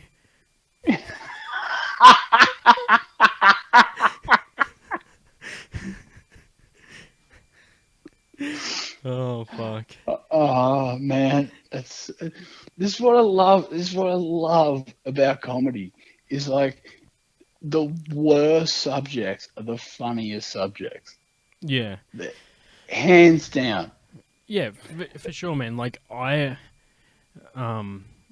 think that there's some level of humor in stuff that isn't what everyone else says. Like, if we were just getting on stage and saying stuff that, like, everybody found funny, then it would be, like, just painting with a broad brush. But if we can go on stage and find the one thing that people aren't willing to talk about and somehow make it funny, then that's what makes it fucking what it is. It makes it harder to do and more of a skill. Yeah, I totally agree, and I think that's where the work comes in, because you've got to do that in front of multiple crowds. You know what I mean? Like, I've never I've eaten shit a couple of times, but I haven't ditched those jokes because I've thought, okay, maybe that wasn't the right crowd, and then I've tried it again and it's worked. And then it didn't work, and then it worked again, or whatever. But yeah, I mean, like, comedy for me is like walking that tightrope of what's acceptable, what's not, and the artistry comes in like how you handle that and like what you do with it. You know what I mean? Yeah, for sure, man. Like, that's why I think that, I mean, there's a lot of people that can get up and say stuff on stage. There's a lot of people that can, have a crack, which I recommend everyone that wants to give it a shot should. But then you boil it down to the people that actually fucking are comedians. And yeah, if I'm honest with you, man, I don't even, like, I call myself a comedian because, like we said before, that's like wishful thinking, basically. Like, the difference between me saying that I'm a comedian and someone else saying I'm a comedian is fucking two massive differences. Yeah, definitely. But me calling myself a comedian is like the first step towards someone else calling me one as well. So it's like I have to drink the poison cup to show to everyone that they can fucking, like, that they can too. Like, it's like I have to take the first step so that everyone else kind of does that as well. Like, but I also want people to, like, feel that way instead of just doing it because I'm doing it, sort of thing. Like, I want people to legitimately say, oh yeah, that guy's a comedian, he's funny or whatever. And not like in a sarcastic way either, because that's just fucking like, that's just a recipe for heartbreak. Yeah, it's funny though. Like, there's a lady I work with. She's got to be in her 60s, and every time I think I've crossed the line at work, she goes like another kilometer beyond that line. Yeah. In terms of what she says. And I'm going to talk to her and say, come to an open mic. Like, I reckon you would fucking crush it. Like, she's brutal. Dude, in her honesty. How many fucking people do you think go through life that could have been great at something that just never gave it a shot? Like, I like to compare it, like, to beards, right? How many fucking people could grow an epic beard but just live their whole life being clean-shaven and always wanted to grow one? Like, it's the same with talents. Like, how many fucking people have a talent that they've always wanted to exercise but just never fucking actually, like, given it a step? Well, my housemate actually, literally this afternoon, said this to me. It's a famous quote. He couldn't remember who said it, but it was most people. I'm gonna butcher it. The gist of it is most people die at 25 and are buried at 75. Yeah. So there's so much, like there's 50 years of potential that they could, be pushing out into the world and giving back or whatever, that kind of thing. But they died at 25. Yeah, exactly.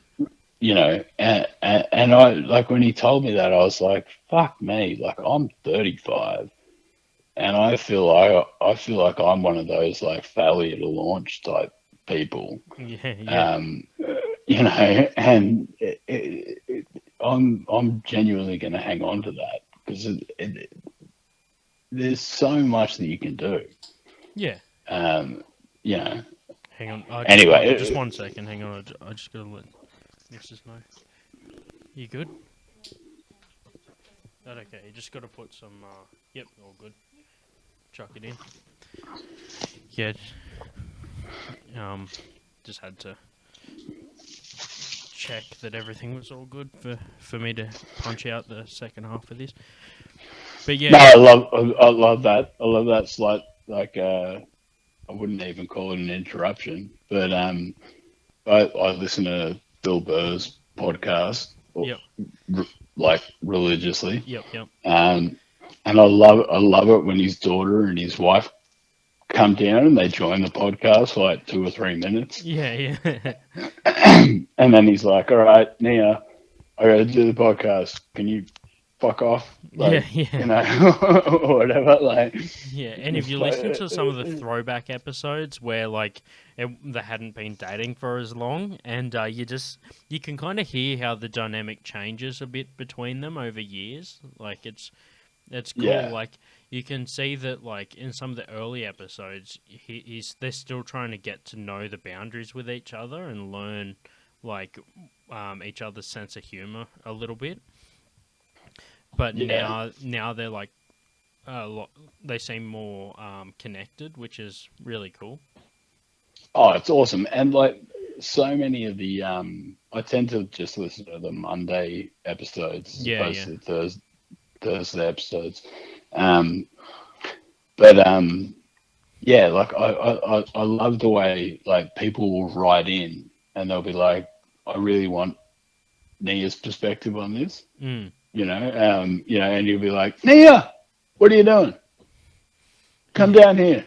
This guy's got a question. He's in a hockey team and he's gay and he doesn't know what to do. And then she jumps into the podcast. And I love it. It's fucking, it's definitely one of my favorite podcasts. Yeah, no, it's really cool. It's one of the originals too. I think Bill Burr's Monday Morning Podcast is one of the OGs when it comes to like comedians that had a podcast. Yeah, I think it's like him, obviously Rogan, Mark Maron with WTF. Yeah, W2F. I think they were and the fact that Bill Burr is as big as he is now, and he still punches out 2 a week. Yeah. Like it, you gotta, the man, he's a hard working man. Yeah, man. Like, and as I was saying before, like I said, I go into everything like 100%, and that's why I do it and that's also why I work for myself, because I have to. I'm like, I don't know. I suppose you could say that I'm like a control freak, but I like to actually fucking see what's going on. Like if I just wouldn't at this point. Maybe like one day down the track, if I got to the point where I needed like assistance with some of the admin behind what I do, I'd be inclined to like get somebody else to help me. But for now, I like to actually see what I'm doing and put the work into it. So then everything that I produce and put out is has been done by me. Yeah, it's yours. Yeah, so like I kind of own that content. I know that some people prefer to have people working for them, or they don't have the time to put stuff into it. But like I feel like his podcast is very personal. Like it's just him talking. You get like an idea of who he is.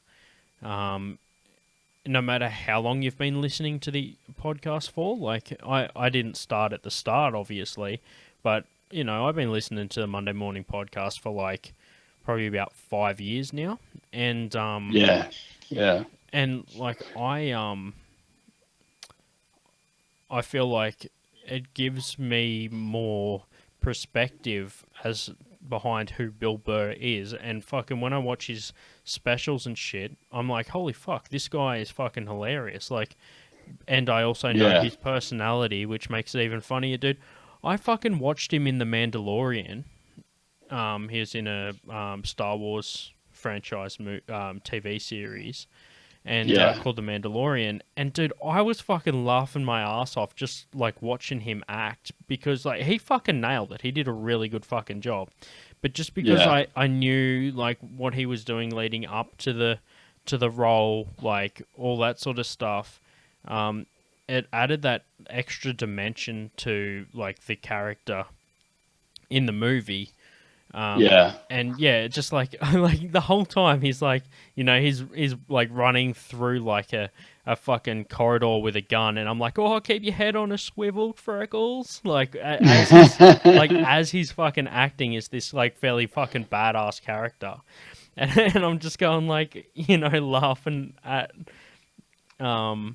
just like I was just enjoying his character. Even like, dude, he's got like a small part at the end of a movie called Daddy's Home where he plays as like a kid's father in there, and it's so funny to just see him in a movie, and you're just like, oh fuck yeah! But like, dude, he's actually a fucking great actor as well. So it's just like he's hitting it from all angles.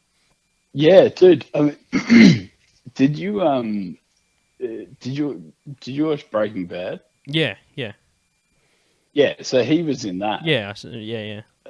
As a recurring character. That was the first time I saw him in an acting role. And he's not playing that much of a comedic sort of character. Yeah. But he fucking nailed it. Yeah. Like, you know, and he's one of those like you look at Jerry Seinfeld, and it was like, you know, he had a really good career. He was going on Letterman and Leno and all that kind of shit, and then, you know, got the TV show with Larry David and all that kind of thing. Yeah. Bill Burr's never wanted to be an actor. Yeah. You know, like his agents probably pushed him into it and been like, this will be a good thing to do, you know, get your name out there or whatever. But even in Breaking Bad, which, fuck, I'm so old. It's probably 10 years ago now. He was just so deadpan in that, and so good in it. It definitely looks like it comes naturally. Yeah, and it's not something he's pushed for. He hasn't pushed for like, hey, get me in movies, get me in TV shows. I want my own. Oh, speaking of which, have you watched F is for Family? Yeah, yep. So, yeah, season 4 Just came dropped, out in Australia. Yeah. So I was watching that this morning, and fuck me, he kills that role. So fucking like good, man. Oh man, the 80s dad that is just like angry at the world and has always gotten the, you know, the raw side of it. And yeah, like that character is fucking perfect. But to be honest with you, man, that situation is legitimately sometimes just how I feel. I'm just like, of course, like nothing just fucking works sometimes. Like I'll be just trying to do something, and I'll be like, yeah, of course this thing's half fucked, or of course this fucking thing. Like if I went to get a hire car, the one I got would be the one that's fucked for some fucking reason, and I would just be like on the side of the road, fucking swearing my head off, just going like, of course, the one that I got is the fucked one. And it just seems that like that character is 100% like most shitty situations in my life is just how that happens. Yeah. He sorry, I'm just opening my squeaky door. Yeah, I mean, he just nails it, and the '80s dad thing of just being like back in the day when standards were different, where it was like, yeah, you could tell your kids to go fuck yourself, and they wouldn't call child services. Yeah, that kind of thing. It's got two fucking barriers. It's a cartoon and it's set in the 70s. Like, so basically they can get away with shit like that because it's of that era. Yeah, and he's the perfect. He like, especially like, yeah, he watches early specials and stuff like that, and he was always described as the angry comic or whatever else. He's the perfect person to play that role. Yeah. I reckon. Yeah, for sure. Anyway, sorry. Quick fucking shout out to Bill Burr. I know you're listening. A quick plug for a movie that I'm going to watch tonight. King of Staten Island. That's his new movie. It came out today on all the streaming on the streaming platforms. It'll be the first movie that I'm going to actually buy on a streaming platform because it's not available on Netflix or anything like that, because I legitimately want to watch this fucking movie. It was the movie that that Bill Burr acts in, where he needed to grow his fucking mustache and he plays as a fireman. Yeah, I'm gonna buy that one and watch it tonight because that looks legit, man. And he plays like a fairly like one of the main roles in the movie, not the lead, but like he's got a lot of screen time, so I'm fucking keen to see that one. Yeah, that's a Judd Apatow. Yeah, Judd Apatow. Yeah. But yeah, I'm sorry. We went on a massive tangent. Let's get back to the hypotheticals. Yeah, this is meant to be the questions, a hypothetical end of the show. Yet again, fucking shout out for listening to this shit. But anyway, there was a second two parts to that question, by the way. So we already covered, has anyone that you've banged had a kid since? I'm also going to cover, has anyone that you've banged or dated that was not previously married before you were with them, gotten married since you were with them? Again, yes, multiple. Oh man, it's like these are just like the warm up questions for most people, so I can gauge where they're at. So you've taken had a kid, fucking multiple. Gotten married, fucking multiple. So, like, you've burnt through the first two fucking barriers. We're on to the final part of this question. Like, it's like when you try and find someone's pain tolerance, you're like, yeah, easy. All right, let's fucking hit it with the last part. No, so essentially, I put that down to I've been with women and they've, in both cases, when it comes to marriage and children, I've been with women and they've gone, yeah, not rolling that dice. And then they've moved on and they've made better life choices. Yeah, it's just like, you can thankfully say, like, you could roll over next to a girl in the morning and say, like, hey, the good news is it's all up from here.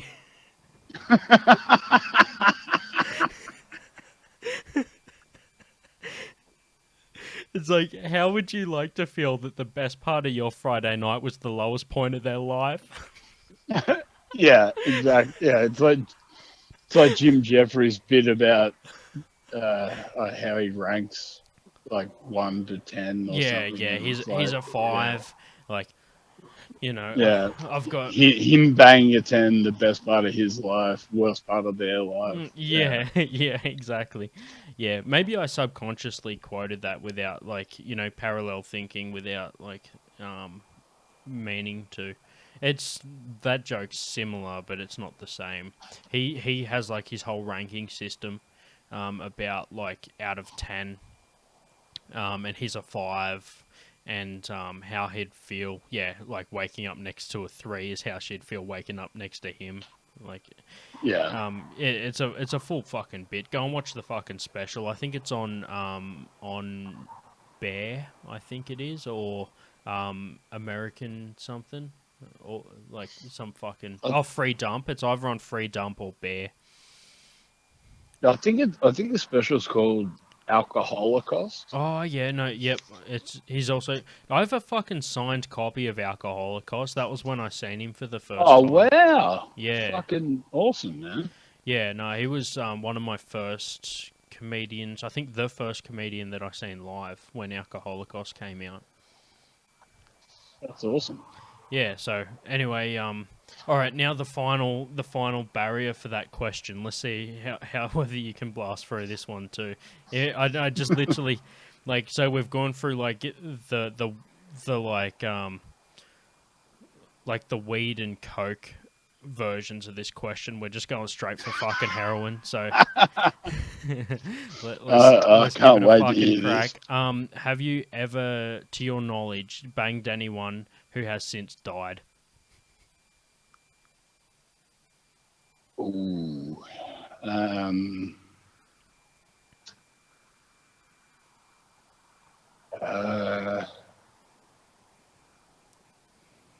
Not that I'm aware of. Right. But Yeah. I did spend a fair bit of time in Southeast Asia. Yeah. So right. it's possible. Yeah. But I've never. To If your the knowledge. question is, not to my knowledge. I've never been to an ex's funeral. Yeah. No, I get that. Yeah, that's like, So- it's one of those ones where it's like you don't, like, you can never really tell. Like, to be honest with you, like, there's been girls, like, to be honest with you, it's potential that is one that I can count on my scale. Like, because I have been with girls, dated girls, which I haven't spoke to since we broke up. So, like, who the fuck knows? That's why I'm not too sure how to word it, but I feel like the way to say it is to your knowledge. Yeah, I mean, if you were to ask, like, do you have any children? I would say not as far as I'm aware. You know what I mean? Like, Yeah. it's a similar thing. So I mean, it's possible. I hope it's not. You know, I hope they're all alive and well. Yeah. but Yeah, but maybe I don't fucking know. The only thing I can conclude from this is, like, you're somehow apologizing for that. Like, it's like, you know, well, hopefully I didn't drive them to kill themselves. It's like, well, you know, hey, let's look at it hypothetically. Like, man, if I was the lowest point of their life, let's just say that some people don't make it out of it. Yeah. So the options are: have you banged anyone that's got married, had a kid, or killed themselves, or died? Yeah. And I really don't know the answer to the last one, but I definitely know the answer to the first two.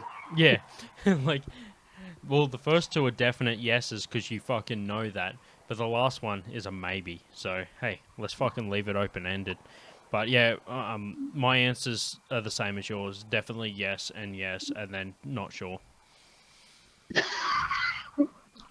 Fucking hell, man. Men are just terrible people. Hey man, if I had a female guest, I would ask the same fucking question. Like, so yeah. Yeah, but I think she'd know if she'd. Yeah. Anyway. The difference is the female guest would give a fuck.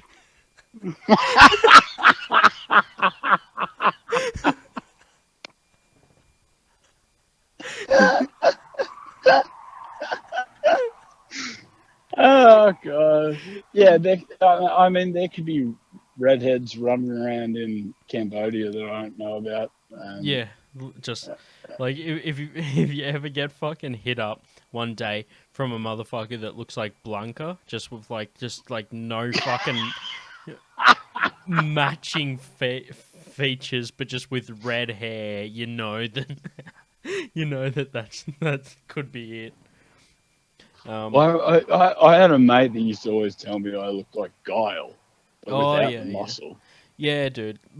Like, so I think I seen a photo that you were tagged in, that was like you when you were younger. And I was just like, dude, Ross had the same fucking hair his whole life. Like, oh, dude, my mates give me heat about that all the time. When I was in year 9, I decided I wanted to have dreadlocks, and so I had to grow my hair out. And so in my year 10 photo, I looked like a girl, because I was growing it out. It's all blonde and shit.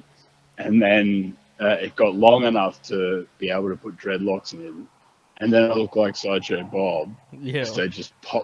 They just literally popped like palm trees out of my head. And then the dreads just got so gross.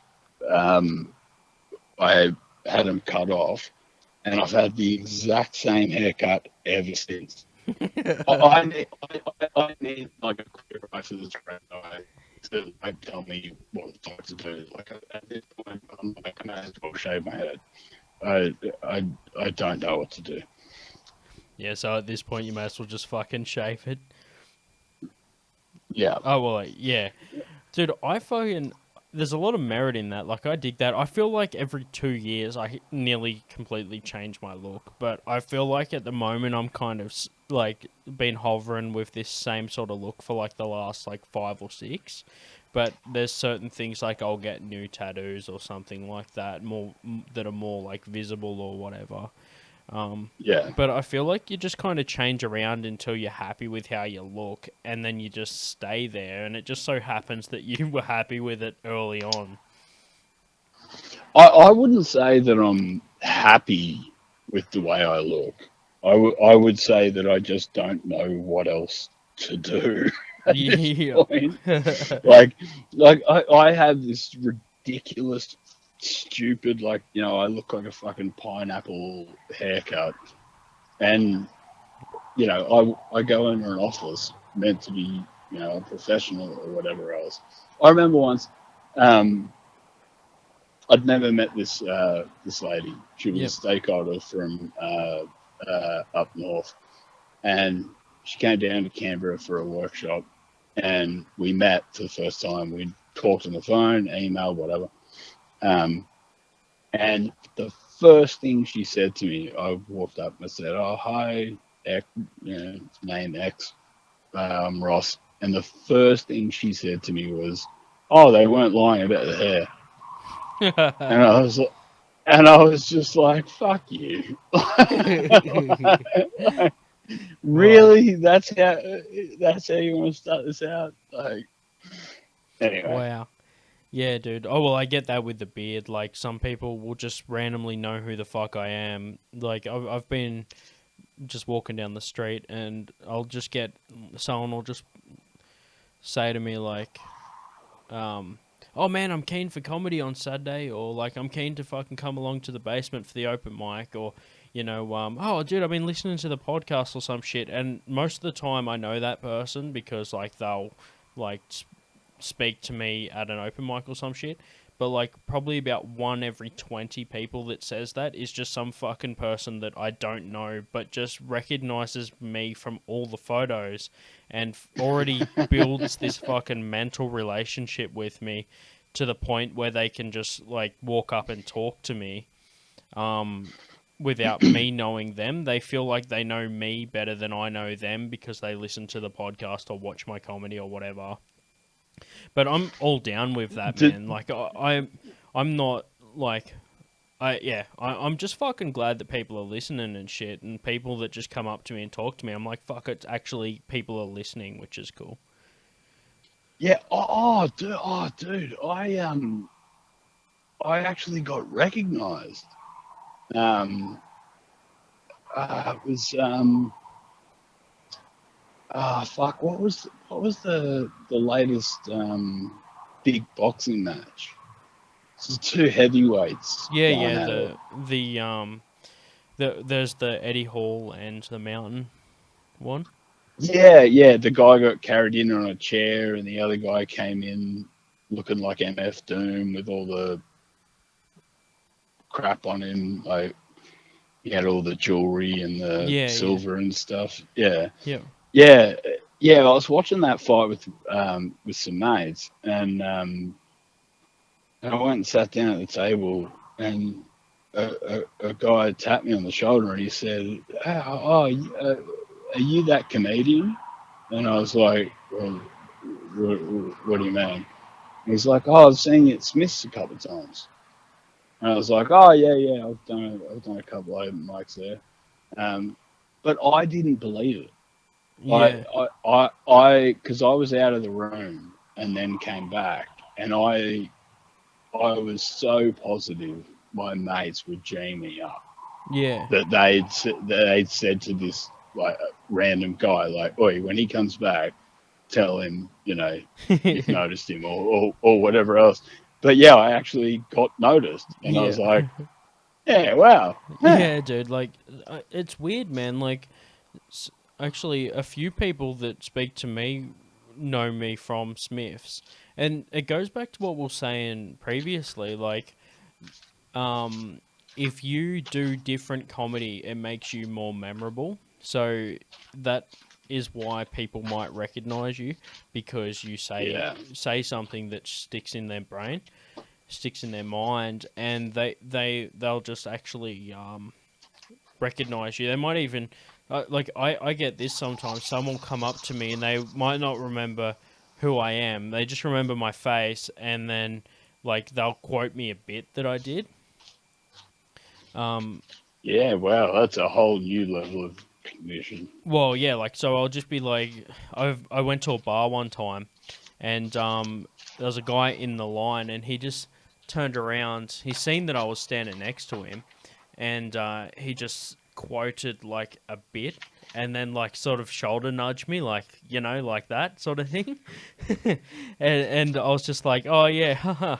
Yeah, and then I'm like, oh, do you watch comedy? And he's just like, yeah, that's how I remember you. And I'm like, oh shit, yeah, cool.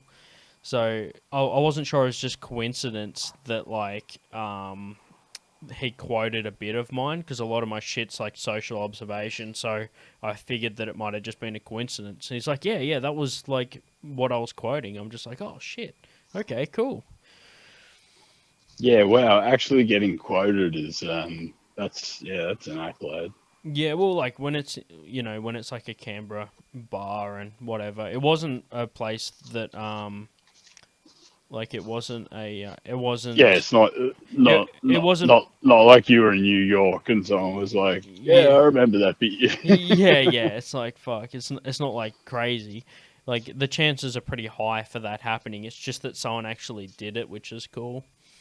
But yeah, we'll move into a couple of would you rather questions, the famous fucking closing bit of the podcast, which is the final fucking would you rather questions. A couple of these have been on previous episodes, but these ones I haven't asked you before, and I want to hear your fucking take on them. All right. So let's start off with it's becoming one of the new staples for the podcast. Would you prefer to be the only human in the world able to run 100 k's an hour, or the only human in the world that can fly at 10 k's an hour? So there's pros. Because I've heard this on other episodes. Yep. I've thought about this. Obviously pros and cons on both sides. If you could, so is it flying at 10 k's an hour or flying at 10 meters? It's the speed that you walk at 10 k's an hour, but it's flying. Okay. All right. So it's basically in any direction. I suppose you could just float above the ground at 10 k's an hour if you like wanted to try and find a loophole. The best episode for loopholes is the Jack Taylor episode. We literally cover every fucking loophole in this question. Well, okay. First off, my pick is 100 k's running. Yep. That's what I'd go for. But the pros on the flying at 10 k's an hour or whatever is if you timed it right, you could shit on someone like a bird. Yeah. Do you know what I mean? Yeah, like you could just be in a tree and then fly, and then just hover above like some douchebag on a scooter, and you could literally take a dump on him. And that's fantastic, in my humble opinion. The other pro that's some fucking like major timing though. Like to be able to time that's a fucking art in itself. Being able to time. Oh that. but you got time to practice. Yeah, like, yeah. You keep to yourself. You just just random shit start falling out of the sky. Like it's not your fault. Dude, I can just picture a montage of you like training those fucking skills. Like you just got like a mannequin standing in the street, fucking Eye of the Tiger playing, and you're just trying to fucking cue it up. Dun. Just... Okay, so that's one pro of the flying. Yep. The other, and this is where I was really tempted to go with the flying. You know how we have magpie swooping season? Yep. If you could fly, you could take them on their own ground. Yep. Do you know what I mean? Yeah, so like, exactly. You could let a magpie swoop you and then just fly up and just start biffing with a magpie and be like, it's all out now. You know what I mean? Yeah, dude, it would be like the final cut scene of like fucking like Superman versus some other motherfucker, like at the end of like a fucking movie where you just both float. Like it'd be like the end of a Dragon Ball Z episode where they're just fucking floating in the air and you're just punching on with fucking like with a bird. I just like, you imagine the photos and the YouTube videos of a guy he gets swooped and then floats up and just starts punching the magpie. Like, yeah, dude, that would be the first. I feel like that would be the quickest way to just get your fucking powers like banned, like because all of a sudden like you're like, It changes from like guy finally gets his own back against a magpie to like local man endangers native wildlife or some shit. Yeah. You become terror suspect number one. Yeah, but no one fucking questions the bird as to like why the fuck have you been doing this for so long? It's like basically you created the monster and then you couldn't deal with it. Like the bird is created through natural selection. Only people that could fly lived long enough to take on the fucking magpies. Yeah. Now, what's your reasoning behind choosing 100 k's? I'm just thinking of the magpie, like, following, like you were talking about, like being like black and white lives matter. Just seeing a guy floating in the air, just punching a magpie. Yeah. Just watch a zebra fight a magpie. No, so hey, if a zebra fights a magpie, when they're finished, like those cartoons where like they just fall into like a big tumbleweed where there's like arms and legs sticking out of it when they're fighting. Yeah. Does it just break to see just a pure fucking like white magpie and like a fucking black zebra?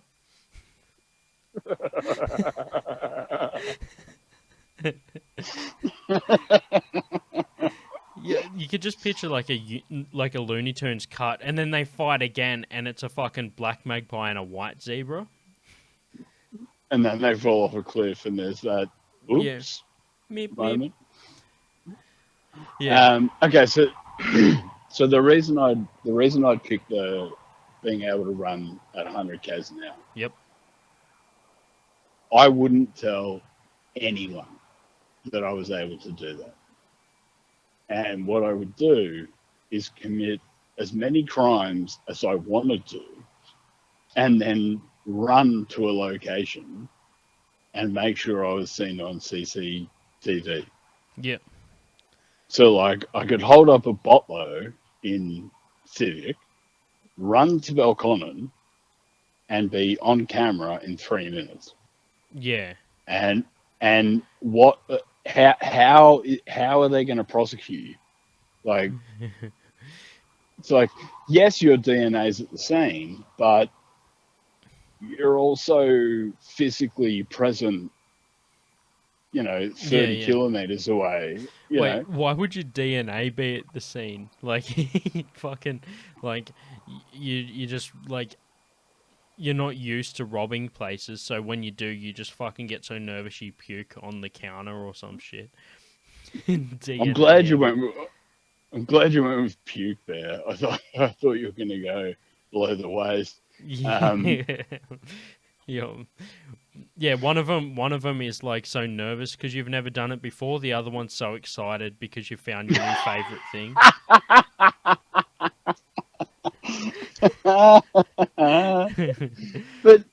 but no, like if you could run 100 k's an hour and no one knew about it, it would be amazing.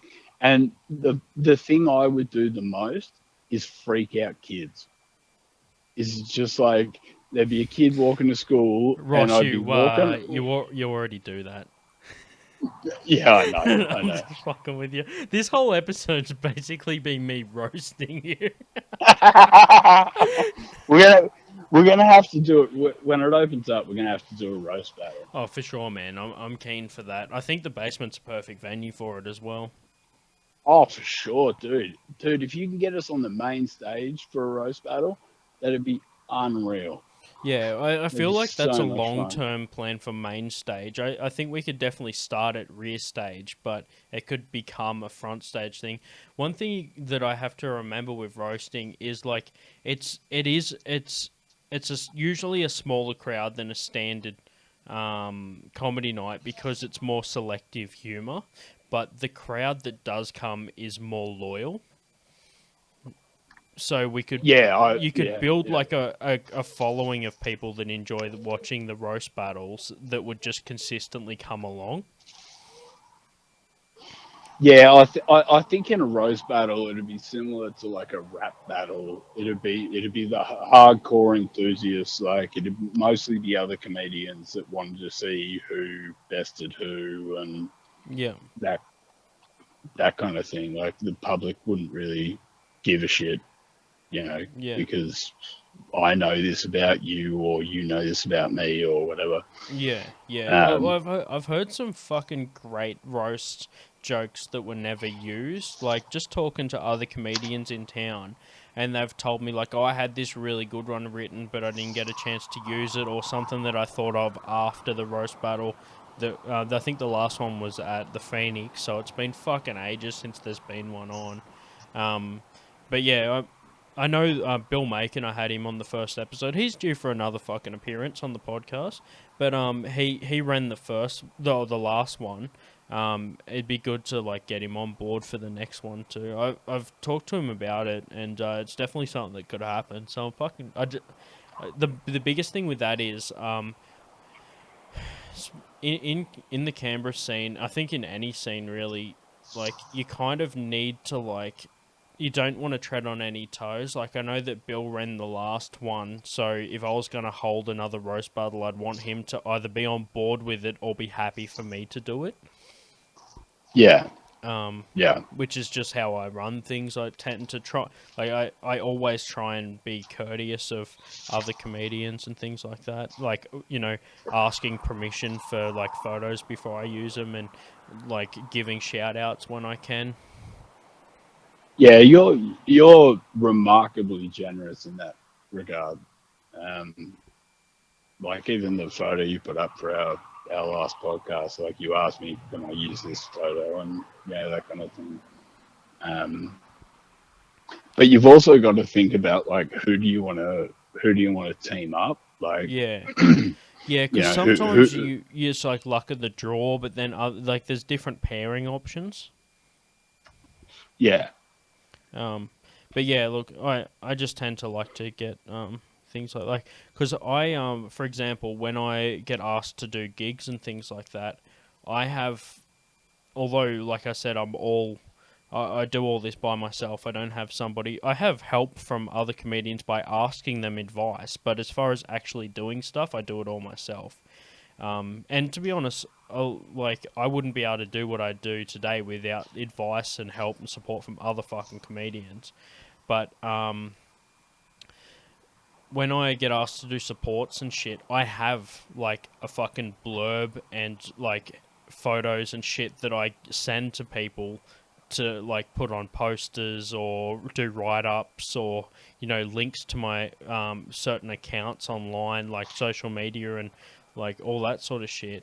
So yeah, I prefer to ask people, if I can use something, because they might have a better version of a photo that I can use, or they might have a link to, like, something, or they might have, like, original files that they can send me. So it's not just because I want them to tell me, that it's not just because I want them to know that I'm using something. It's also, like, better for them and me, if, I can get their, I can get their info, because they'll fucking send me stuff that might be better quality or better versions of things that I might just have online, Like, if you just take a fucking picture off Facebook, and it might not be the best fucking representation of that person, It's not always. I think the way you manage things, like, the room, emceeing, the podcast, everything, you show a level of respect to the people that you're dealing with. Yeah. And I think that garners you a lot of appreciation in terms of knowing that, this guy's not gonna, take some fucking 5-year-old photo of me on Facebook and put it on a poster or whatever. And so I think, I think the way you approach what you do definitely has built, like, a level of respect around what you do. Oh, fuck yeah, thanks, man. Like, I appreciate hearing that, but it's just, I do to, like, others as I would want done for me, so that's just how I roll. But the one thing that I do, one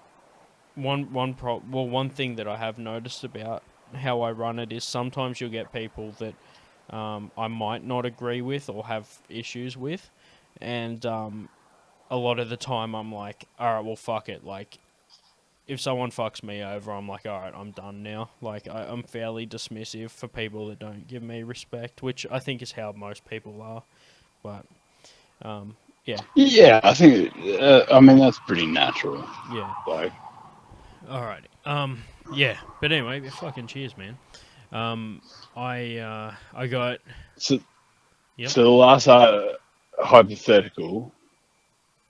Yep, I'm up to the last one, man. I've got okay, this one here, it's another staple in the podcast. This one here is, would you prefer to pry your thumbnail off with a fork or put a toothpick under your toenail and kick a wall? Fuck me. It's just so brutal.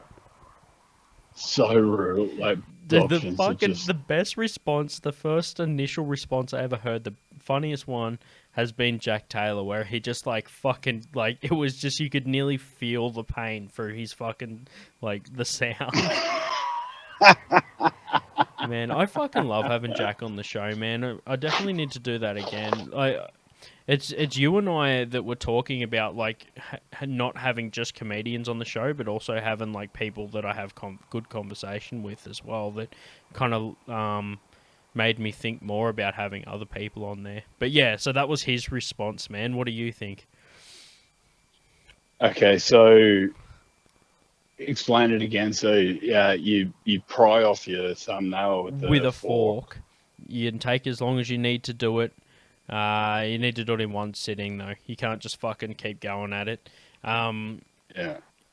Or toothpick under the toenail, kick a fucking wall. Yeah, okay. So, because there aren't other rules stipulated around this, I would go to the thumbnail. Yep. But what I would do first is chop off my thumb. Would you actually lose a thumb before you lost a thumbnail? No, I'd just chop the thumb off clean. Yep. Then I'd rip off the thumbnail real quick on an amputated thumb. Yep. Thumb knuckle or whatever the fuck is left over. Right? I'd just do that real quick with a fork. And then I'd rush to the hospital and be like, reattach my fucking thumb. But there's no fucking way in this world I'm doing the toothpick in the toe. Yeah, dude. Not happening. Dude, imagine if you hit it crooked, like it just went up through the nail or some shit. Oh, dude. There's so many ways that could go bad. Yeah, dude. Like, oh, man. I do have one criticism about the thumb thing, though. Like, what if they fuck it up? Like, they just never put your thumb back on. Also, what's the fucking pain related to cutting your fucking thumb off? Like... Oh, well, let's trim this out of the podcast, but, well, no, fuck it. I've done the joke on stage. I've done a bit of self-harm. Yeah. You know, you do it, you deal with it, you know, it happens. I'd happily chop the thumb off, then rip off. But the thumbnail's just not really like what if taking the thumb, because you've never done this before, right? So what if you realized that like cutting, like just ripping off a thumbnail was like some sort of fucking pleasurable experience for you? Like, well, I can't imagine it would, because it would take doing the toothpick on the toe. Yep. That's quick. Yep. You know, it's a fast pain, and then you go and get sorted. But if I just, you know, chop my thumb off. Yeah. And then deal with that, which is, you know, going to require some gauze, I assume. And then I pry the nail off the thumb that's no longer attached to me. Yep. That's not going to hurt. And then hopefully I can get to the hospital in time. Dude, imagine if you just got some fucking phantom thumb pain, like as you're taking the nail off. So you...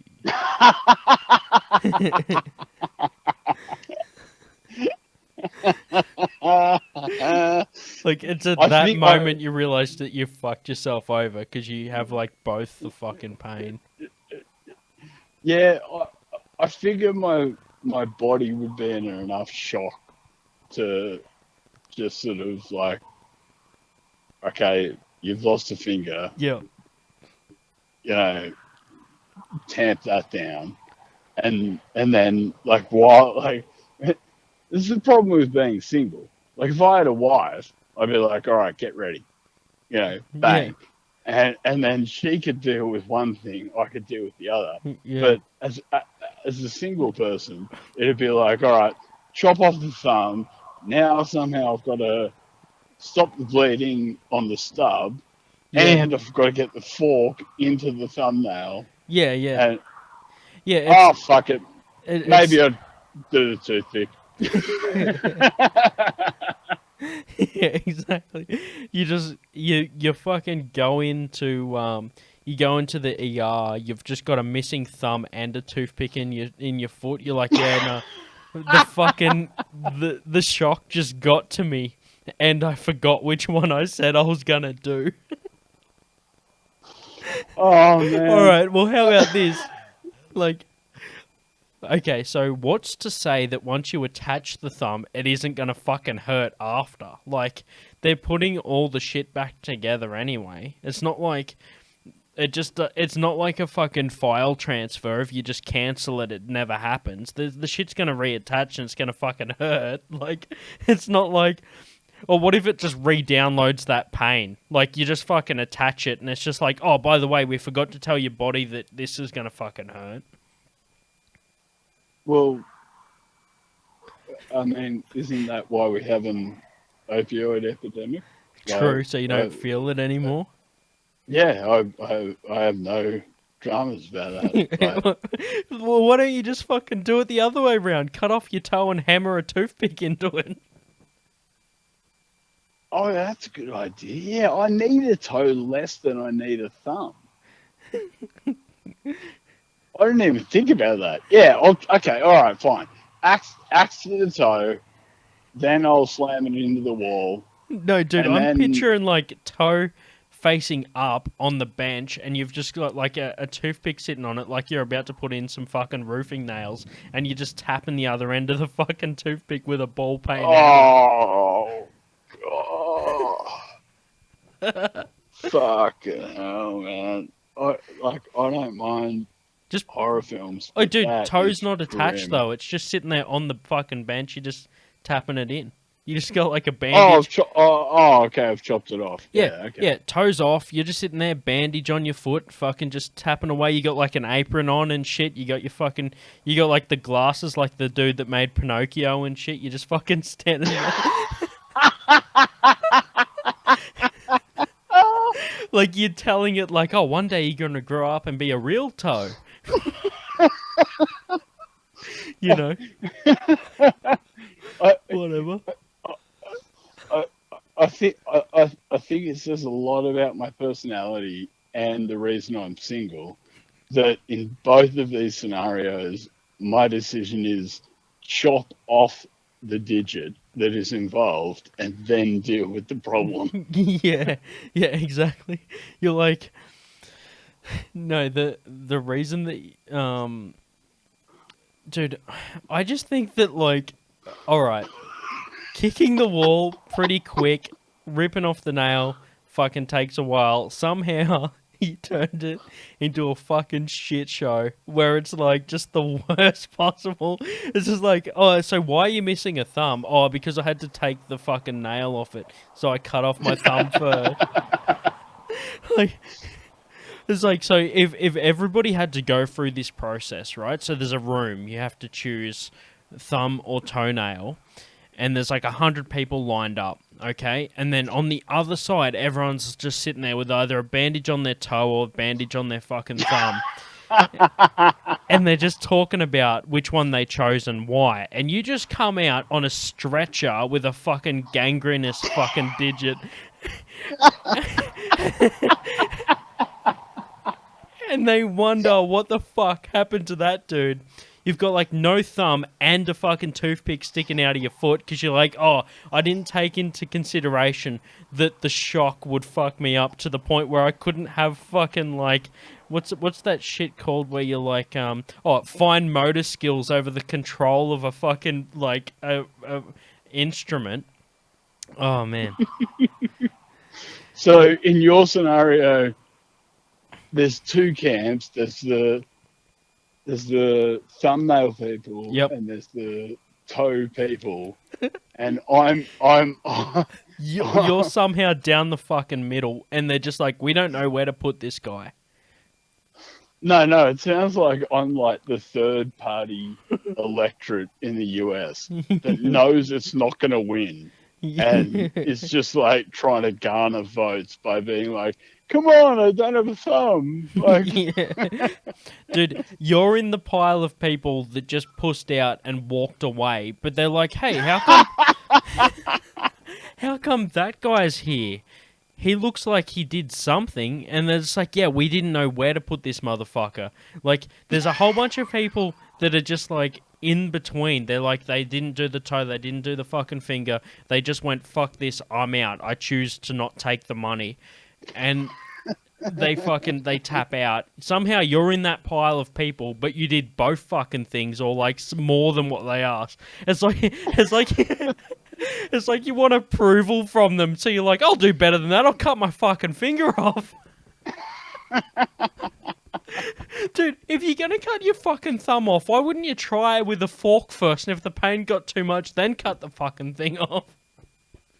well, I'm a pragmatist. Yeah, Like, you're like the guy that wants to be in the gang so bad you fucking do more than they ask.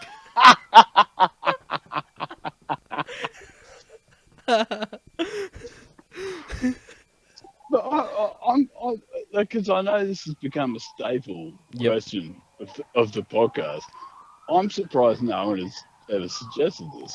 Yeah, you chop it off, and then you do the task required, and the pain you experience is just the chopping, which and your body goes into shock, and